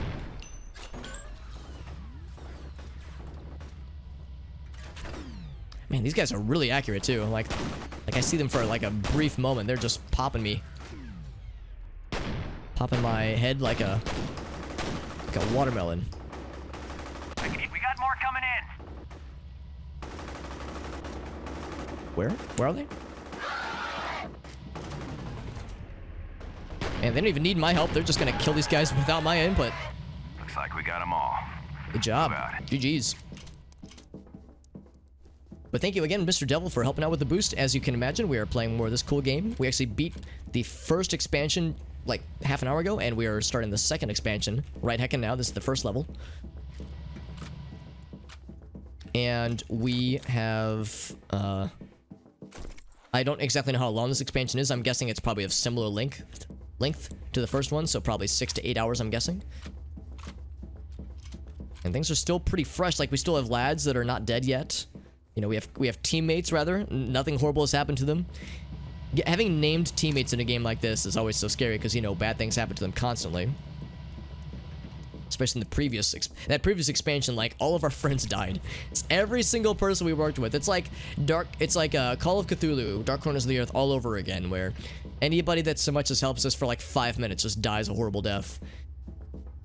That's just how it goes, for better or for worse. Let's go downstairs. Let's see if there's anything down there. Cat wants to... Dude, in my experience, if a cat wants attention, you are legally obligated to give them attention. Because it's illegal to leave them alone.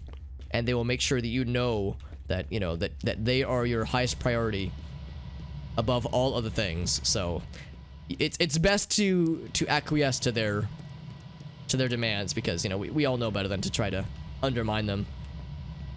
Yeah, exactly, Bum Rocky. And that's something I keep going back to, is that all these horrible things happen to our buddies, to our good guys. But then the dudes and dudettes that kill our buddies, like in horrible ways, they leave us alone. The psychic lads, we never once had a tangle with them. What the fuck was that? The fuck was that indeed? When they never once tried to engage us, they would like posture menacingly towards us, but they would never try to harm us. It's like, motherfucker, why? We're the ones killing all their buddies. Why are they leaving us alone? And I do not know. I do not have answers. But I bet there are reasons. I bet there are raisins, rather. Oh! Ooh! It's invisible lads. On your six.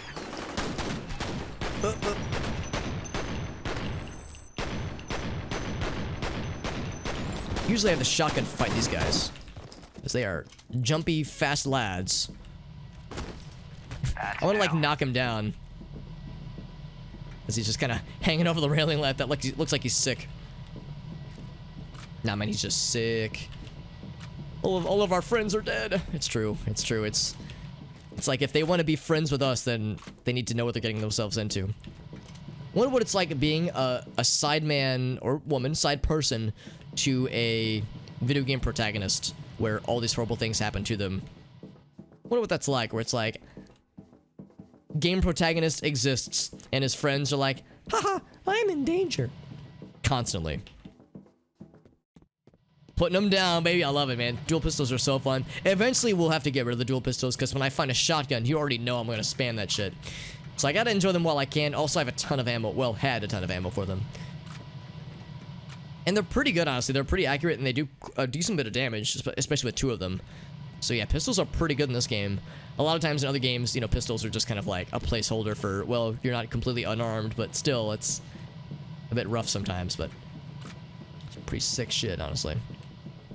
Let's go this way, fam. I feel like I've explored as much as we can. More blood. Now it feels like F.E.A.R. We're seeing just blood splotches everywhere for no reason. For no good reason. They're just looking at it. Confused. Good job, team. Can I move this for the door? Let's just go towards the blood hallways. It's fine. There's not gonna be anything scary waiting for us, man. Yeah, fuck that door. Just like me when I kick doors open like a boss. Now watch your back. I'm gonna be like firing past your shoulders, dude. I'm probably not gonna hurt you in the process accidentally. Thank you for ducking. Oop. It's fucking SWAT 4 all over again. Take him out, You're in my way, Sergeant, sir. before he radios for backup. Did a guy escape us? Did he escape? He did escape. Alright, so we gotta go find him. The dude we were trying to kill. Or dudes, maybe. So that's the way to go. I'm guessing they will not follow me. More blood. And health, though. Where there's blood, there's health. Or something. I mean, that's not wrong. I mean, like, if you go to a hospital, there's probably blood somewhere. Probably. Watch out. So where there's blood, there's health. Oh. Whoa, whoa. Alright, homies. Looks like I'm on my own. Unsurprisingly. Smooth move. Hey, Don't I didn't worry, do brother. anything, man. We'll get you out. You will? Oh, boy. Oh, big rocket lad? Oh, that's not good. Okay, that's scripted, so I can't actually shoot them, yeah. On me. Fall back.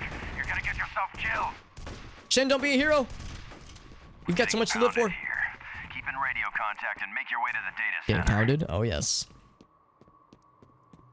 Steve Bloom, please. Yeah, Steve Bloom, you just help me out, man. Spike, I need you to help my ass out. Oh, this is gonna break on me, won't it? Whoop. Oh! Okay, well, who could have seen that coming, right? Shocking that that would have happened exactly like we thought. His voice is so good. I mean, he's got a cool voice and it's very recognizable, but I like to think that he has like quite a bit of range with it. It's recognizable enough where it's like, wait, is that Stephen Bloom? But it's not like H. John Benjamin where he just has one voice. But with H. John Benjamin, I love his voice. I don't care that every character is Coach McGurk. But it's solid though. Yeah, Stephen Bloom is incredible. So we're scattered all over the place. Yep, it's true. Determined resistance. That's an understatement, honestly. Time to improvise a path. Yeah, I feel like his range is pretty sick, honestly. And JD, as a voice actor, yeah, I mean, I'm sure you recognize that, yeah, some voice actors in particular have, like, that certain quality, a certain je ne sais quoi about them that makes them legendary. I always think of, oh gosh, what's her name? Jennifer Hayes as another voice actress where she's done so many voices. It's like staggering how much voice work she's done over the years. She of course played Alexandra Roivas in Eternal Darkness. For me, that's her standout role, but she's done so much. And it, like, I don't know, hundreds, thousands of roles? I don't fucking know, man. She's a powerhouse and she's incredible. Hello, friend. Oh, what do you have? That's a cool gun. That you just yeeted into the sky. Did he voice? Oh, that's cool. Eternal Darkness, Jim. Absolutely, yeah. Yeah, that's my favorite horror game. Jim, you're trying to think of like what I'm trying to say here. You're a man after my own heart, Mr. Jim, because I know you like Morrowind, you like Eternal Darkness, you obviously like F.E.A.R. It's like, yo, Jim. Those game tastes that you have, my friend. I mean, you know, obviously game tastes, they're subjective. Everyone's got their own taste, and that's fine. But, oh, buddy, Jim, you're a Hobbit's man, so to speak. Also, grenade launcher. All right, well, pistols. It's been great, but I got a motherfucking grenade launcher, so you have been replaced, pistols. Sorry to say it. But yeah, Eternal Darkness is my favorite horror game, and my most well-performing YouTube video was a summary of, I said it was all the sanity effects, but it's not actually all of them. It was like as many as I could ever find in 3 separate recorded playthroughs. I do recognize now that there were some that I missed, but it's most of the sanity effects in the game, and it's on YouTube. It's like 10 years old, almost exactly 10 years old. And it's getting somewhat close to 1 million views, but it's still got a couple, like 10 or 20,000 views left to go for cross that threshold. And 1 million views in 10 years is not that impressive, but still, it's my most well-performing video ever. So it's like, I'm keeping an eye on it. Once it hits that 1 million point, I will do just a casual playthrough of the game, just because it's been a minute since I played Eternal Darkness, and I could always use more excuses to play that awesome game. So fucking good. So between that and my Morrowind mods that I'm always working on, it's like, I have a deep amount of passion for these excellent games. Only a foot to... Yeah. So if I'm a super hobbit, does that mean I'm shorter than a hobbit? Oh, Jesus! What was that? He threw a knife at me. Damn, so we got, like, assassins going for us now. Ninja lads. Yeah, so I'm 5'3" or 5'4", depending on the day, so I'm taller than a hobbit, but maybe if I was a supra hobbit, maybe that would do it. Hey, what's going on, Levitklios? Hopefully I didn't mispronounce your name too horribly. Thank you for being here, my friend. It's an excellent game, yeah. Eternal Darkness is great. It like a lot of my favorite games, it's not perfect. The combat is a little wonky. Magic is kind of overpowered, but it's a great game, and I love it. The sanity meter for that game is such a standout game mechanic, rather. And whenever I play games like this that have some similar sanity questioning moments, I always think of Eternal Darkness as being like a very similar kind of vibe there. Thank you for that follow, by the way. Mabad, thank you for that, my friend. Hope you're doing well. This is my first time playing any of the F.E.A.R games, by the way. This, of course, is the second expansion. We actually just beat the first expansion about a half an hour or so ago. Grenades? Oh, I don't like that. Well, he threw a grenade at me. Can't actually... He's crouched down, so I can't actually get him from here. Guess I could throw a grenade. Let's see if this leads us to him. But yeah, so we beat the first... The base game for F.E.A.R. Thank you, Levitklios, as well, for that follow. Oh, and Black Magic's hosted us earlier, and I neglected to thank him for that. That was very nice of him. I'm down here. Oh, jeez. But thank you for the follows, guys, and thank you again to Black Magics. I don't know if you're still listening in Black Magics, but thank you for that host earlier. I neglected to acknowledge it because I didn't. Oh, that's not good. Grenade. Didn't get a chance to acknowledge it. We were deep into discussion, and I missed it. Brrr. As he barks as he falls over. But yes, this is a blind playthrough of... Right now, it's the second expansion. Oh, I'm out of go fast juice. I'm seeing the little helmets pop up, and that's the thing that's given their situation, what am I trying to say? Their locations away. Whoa! There was an explosive thing behind him, apparently. Awesome. I think there might be maybe one more up top. Maybe I'm wrong. All right, no more tools over there. Ooh, some nades though. Yes, please. Ammo full. I'm glad it shows me that now.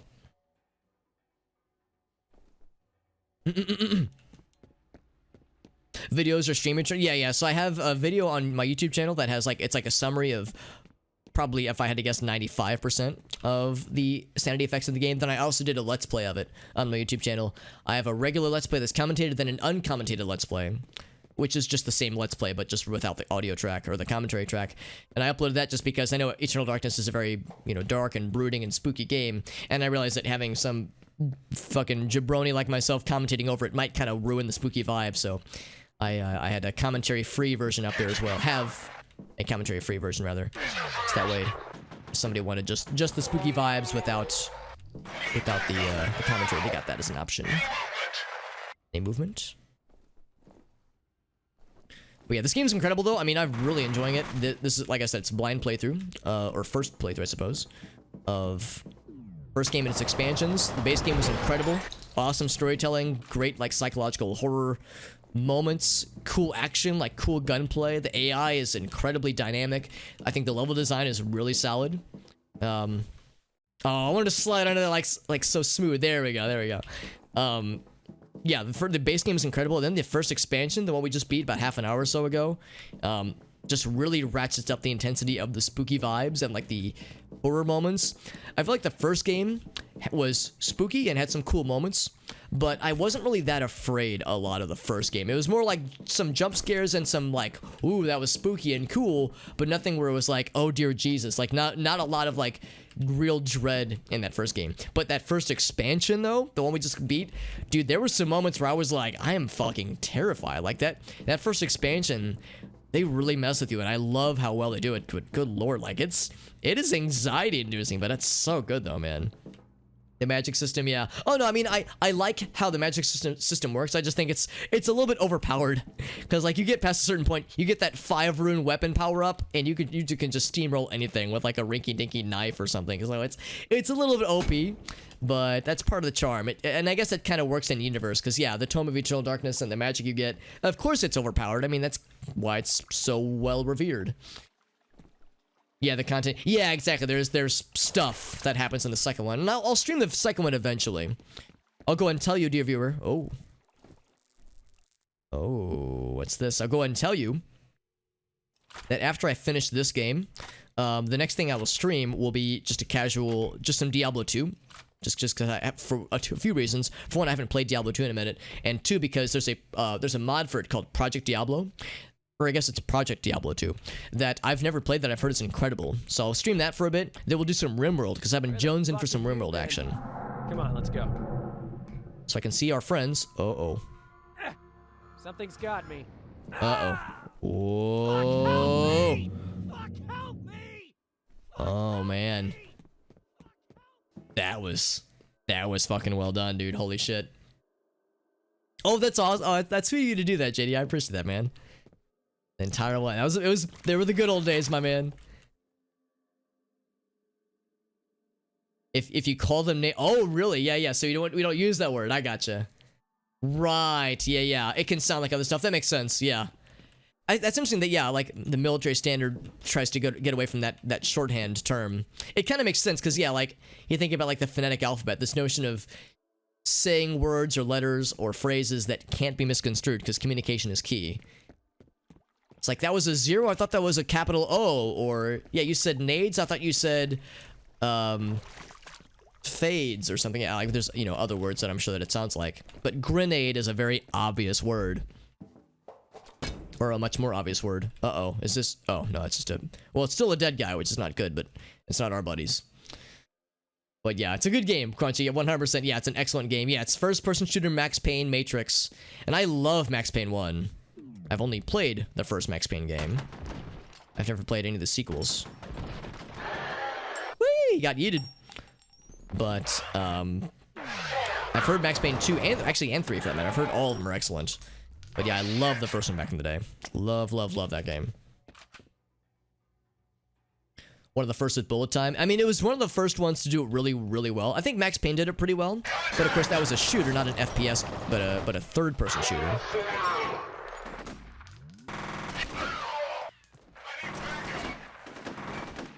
I think, see the last one? He did like a little bit of a jump pose move there. That was pretty slick. But yeah, I mean there were other games that did bullet time, other first-person shooter games even that did bullet time, but this one did it so smoothly and just so well. Yeah, RimWorld's great. I love RimWorld. Like I said, I've been jonesing for sure. And we played it about a year ago. Streamed it rather a year ago, and when I streamed it a year ago, I didn't use any mods. It was just the base game, completely vanilla experience. This time around, I'm going to be using mods. Not a ton, and I'm going to try to choose mods that aren't overpowered. But yeah, definitely a more customized experience, which I'm excited for. Oh yes, and we did meet the boost, by the way. Thank you again to everyone who helped out. I know Jim helped out. Off-Road Devil was the one who nudged us over the edge very generously. I know Arctic and JD, and yeah, lots of very nice people helped us with establishing the boost. I'm actually going to explore a little bit more in this room, make sure I don't miss anything. Any health power-ups or time bonus power-ups or just other nifty things to see. I think I'm full on nades, and I am. Grenades, there we go. I don't want to be reprimanded for using the wrong word. Haven't played any of them though. Yeah, I mean the first one's good. I will admit there are some clunky moments in the first one. If you've ever heard about like the dream sequences in Max Payne 1, I won't spoil anything, but I will acknowledge that the dream sequences are a little bit clunky, and they're fascinating from a lore perspective and like from a storytelling perspective, but playing them is kind of a pain for the dream sequences I can think of, in the first one at least. But otherwise, the game I think holds up pretty gosh darn well. Just the gameplay is so fucking good. The gameplay and the story, like the way the story is told in like a noir sense, I think is very unique. I guess maybe it's not that unique now, but for its time, it was pretty sweet. So I would say it's like a good classic old-timey, like, not, oh boy, not just PC games obviously, because it was on console as well, but as far as like old school late 90s early 2000s PC games, pretty sweet. Also, so these are bad guys. Oh, shotgun, yes. I will drop, I have this one and I have this one. I'm gonna drop the standard assault rifle because I still have the DMR, which is pretty sweet. Granted, I lose a lot of ammo, but I think it's probably okay. But yeah, these are bad guys though, so whoever's killing bad guys, if they are trying to get our attention or what, they're not on their side if nothing else, whatever's going on here. Into the Matrix game, yeah, I've heard that game's not great, but I've heard it's like better than people might think. Because yeah, I know it didn't get reviewed that well. I think people were expecting maybe a bit more because that was when the movies were really popular. So it's like, oh, I get to play as Neo and I get to do this and that. And I understand it's not a bad game at all. But yeah, just differing expectations, obviously. Oh, I pulped him. You're telling me this thing just can liquefy bad guys? It's like not a sniper rifle, I don't think. I'm amazed that it's so strong. It's incredible. Woo! He gets launched. Whoa! Fuck! I think that guy threw a grenade. There's a lad up there. He says, "Team, take cover." That means there's not just one. Oh. Stick your head up. Do it. Ah, crap. It's obscured. Are you by yourself?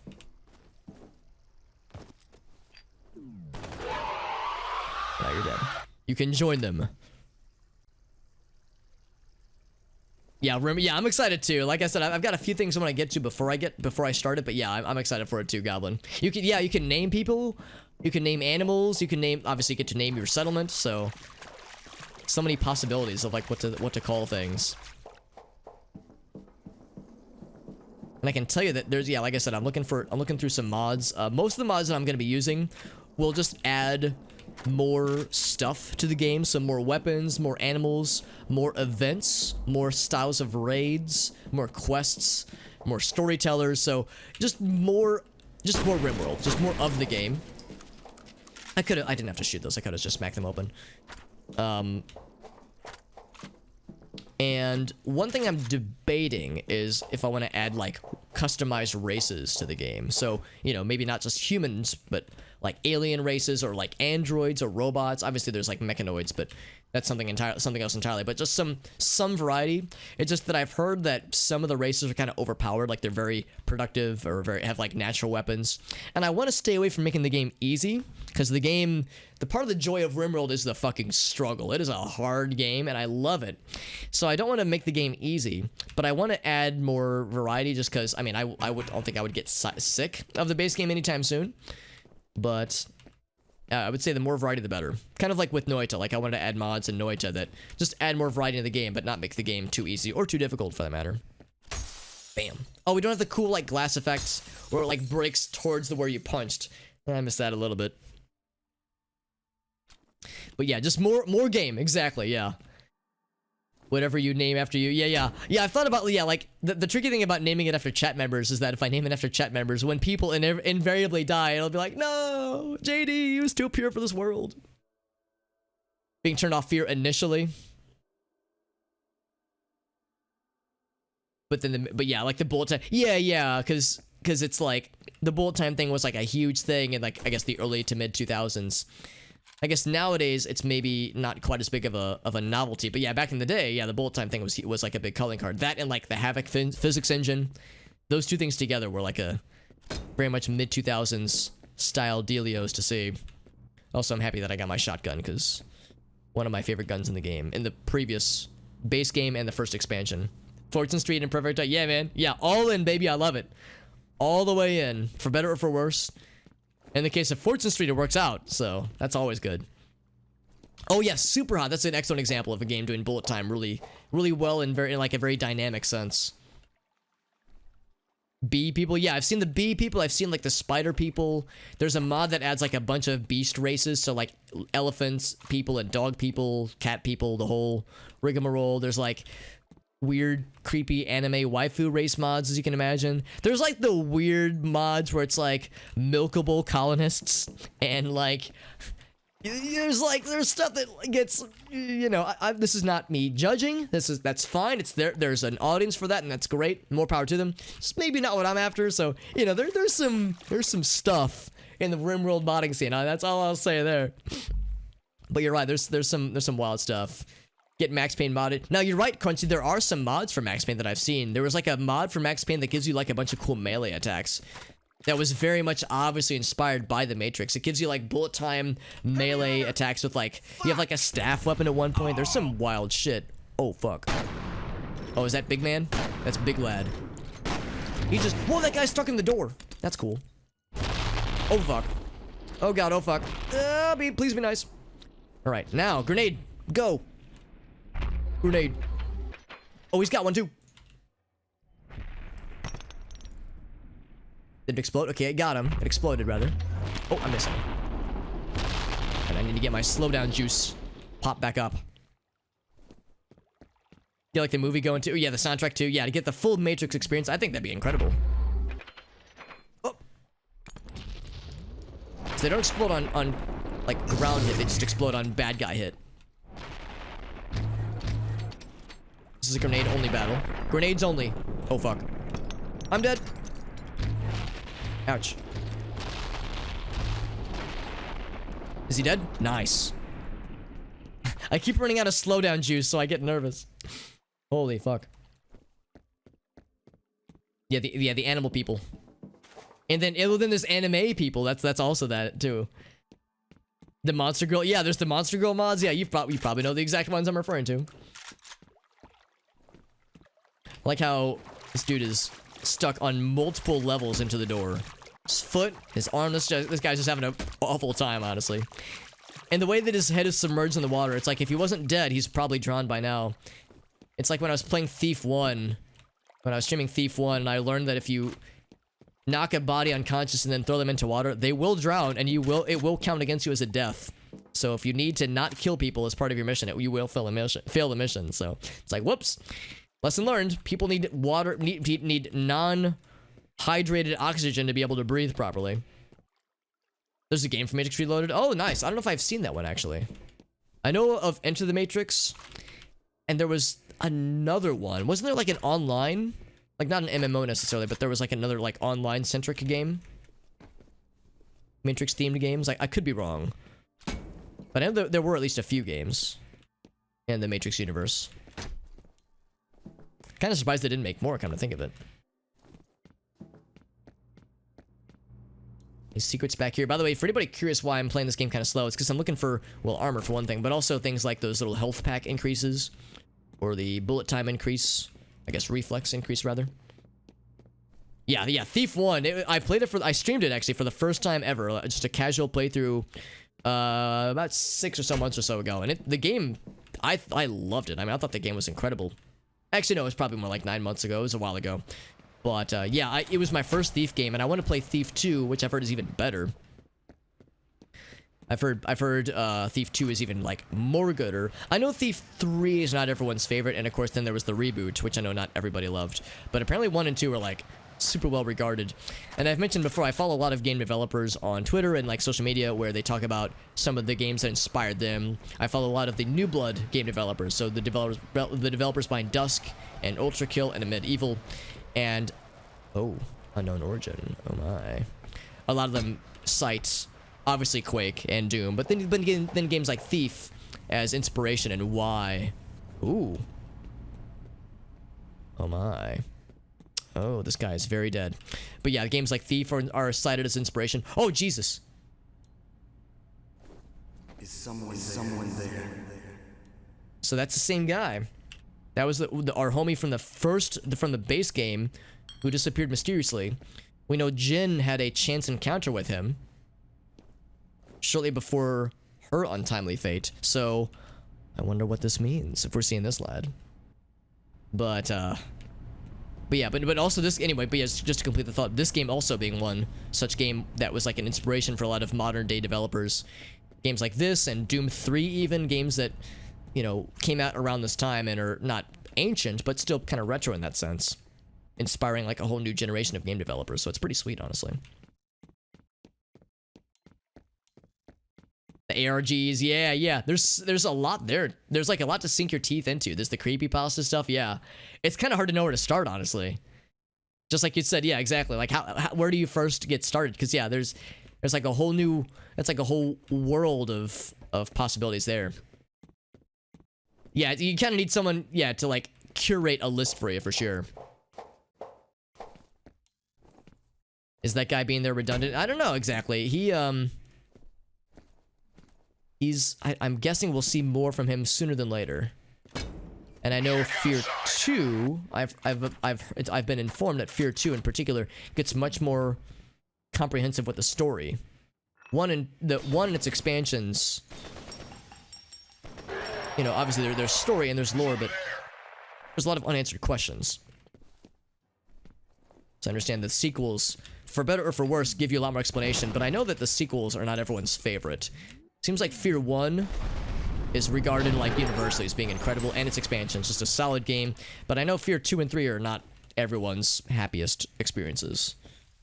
I'll play them all eventually. Like, you know, I've mentioned before, I've got some Diablo 2 ambitions, I've got some RimWorld plans after this one wraps up, but in the meantime, I definitely have plans to eventually play the sequels as well and stream them.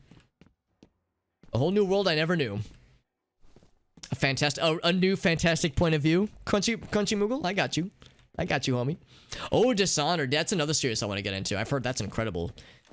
I do have the first game on Steam, so I do own it. So I have what I need to crack into the series. I've heard 1 and 2, for that matter, are both incredible. So yeah, I would say that's a series I think I would really like, based on what I know. What little I know, admittedly. The F.E.A.R 3 expansion. Oh, really? Such a shame that they would have done more. I wonder why they canceled it. Maybe the series wasn't selling as well as they were hoping. But, because yeah, I'm glad this game got multiple expansions. 2 is pretty sweet. 2 expansions, rather. I wonder if there's like more to be that they wanted to tell with the overall story that they didn't get a chance to, because F.E.A.R 3 is the last game in the series. I wonder if there's been any ambitions to restart or continue the series at all. Or if it's like Monolith, or actually, let's see, it's Monolith that developed it. Is Monolith... There's another company called Monolith, but I think it's a different company now. I'm guessing this developer's no longer around, though. F.E.A.R 3 just should have been... Yeah, it's like, again, I know it's not everyone's favorite. I've heard the gameplay is solid, but like the lore goes into some questionable territory. It's one of these things where... What's a good... You know J.J. Abrams? Oh, fire. Oh, boy. The director, J.J. Abrams, he's great when it comes to what he refers to as the mystery box approach. Oh, God. Oh, God. He's great when it comes to, like, here's a thing. What could this mysterious thing be? Who knows? We'll find out more. And then, like, he doesn't always have an idea on how to, like, answer the question or, like, or conclude the story. He's really good at, here's a mystery, and I wonder what it is, smirk, you know, Kappa. So I feel like it's I don't want to say it's easy, but some directors or writers or what have you, game developers even, are great at being like, here's a mystery. What could it be? Oh, it's like the unknown is so fascinating. But then when the curtain is finally peeled back and you see the answer, you go like, really? That's what it was? And I can think of some J.J. Abrams projects that ended that way, where it's like, oh, that's it? Oh, it's kind of lame sauce. And sometimes it's like, how could you write a thing that could possibly match up to the hype that was the setup, right? Like, sometimes the setup is so good, there's no way to conclude it without being a letdown. I know Lost, which was, you know, his big TV show, that was like one such example where like, apparently the ending to Lost, it's like, yeah, it's okay, but I mean, those first couple seasons were really something special. Oh god, according to those who you know, loved the series back then, back in the day. See, I thought I was done with you homies. Then he decided he'd pop back in anyway. So yeah, it's something I think about a lot when it comes to like these games where more lore is given in or movies or TV shows, more lore is given and sometimes less is more. Sometimes maybe it's better to not have answers. Oh, I am stuck. Okay, there we go. Not finding a lot of ammo by oh, I'm on fire. Not finding a lot of ammo, by the way. Shades of Fear. Oh my. Resident Evil, Dead Space, yeah. Yeah, it's a shame. I understand Dead Space. Like, 1 is an incredible horror game. 2 is still pretty good, but like is more actiony, and then 3 was a very much action game. And it's a shame because like I don't know about Fear, obviously. I mean, the first expansion was so spooky. It was excellent. I feel like the first expansion was actually more spooky, more horror game than the base game. We'll see how this one goes, obviously, but that first expansion was really something special. And for Resident Evil, yeah, I mean, you think about Resident Evil 2 and 1, 2, and 3, excellent horror games, and then 4, a good action game, but also cool, like, spooky vibes. I feel like 4 did everything pretty well, but then 5 comes out, and it's like, ugh, and then 6, ugh, you know, those were not bad games, but just not great spooky games. But then apparently 7, like, really redeems it. Apparently 7 kind of comes back in the fold of spooky games, and apparently 8, you know, or Village just came out. I've heard that one's got some pretty good spooky stuff too, so it kind of ebbs and flows. It's like a sine wave. Just some unpopular design choices though. Yeah, you definitely alienate the old school fans by going like leaning fully into action with like by just getting rid of action. Because yeah, Dead Space, that's a rough one too, especially because that series is just done now, I think. Setup is so great, just give them what they want. Yeah, it's tricky. Like, I would imagine, I'm not a writer, obviously, but if I was a writer, it's like, you know, you want to tell your vision, you want to lead the audience or the player through a captivating journey that realizes your creative vision. But yeah, it's probably hard to do so just right. You know, I bet there's a lot of nuance to it that I'm probably not aware as a consumer of these things. Maybe more. Yeah, sometimes more is a bit too much because it can feel kind of fan fiction-y. Yeah, that can get tricky for sure. How's about this, guys? It is getting kind of late. I think I'm gonna wrap it up here. So we are in the midst of still interval 1. I don't know how many intervals, quote unquote, there are in this expansion. I know in the previous one there were 6, including the epilogue, which was, you know, a lot shorter. So I guess 5.5 of sorts. But this is shaping up to be pretty solid. Again, we beat the first expansion earlier tonight, which was great. I'm gonna go ahead and manually save. I know there's auto saves, but it's like, we'll do a manual save just to be safe. Just because I don't want to lose our great progress. But this is shaping up to be great, honestly. This is excellent, and I'm not surprised because that first expansion was really something special. The base game was incredible. The game overall is just such a good series. So I'm so happy I'm getting around to this game. I'm a little bit embarrassed it's taking me this long to get to the series, but better late than never, I suppose.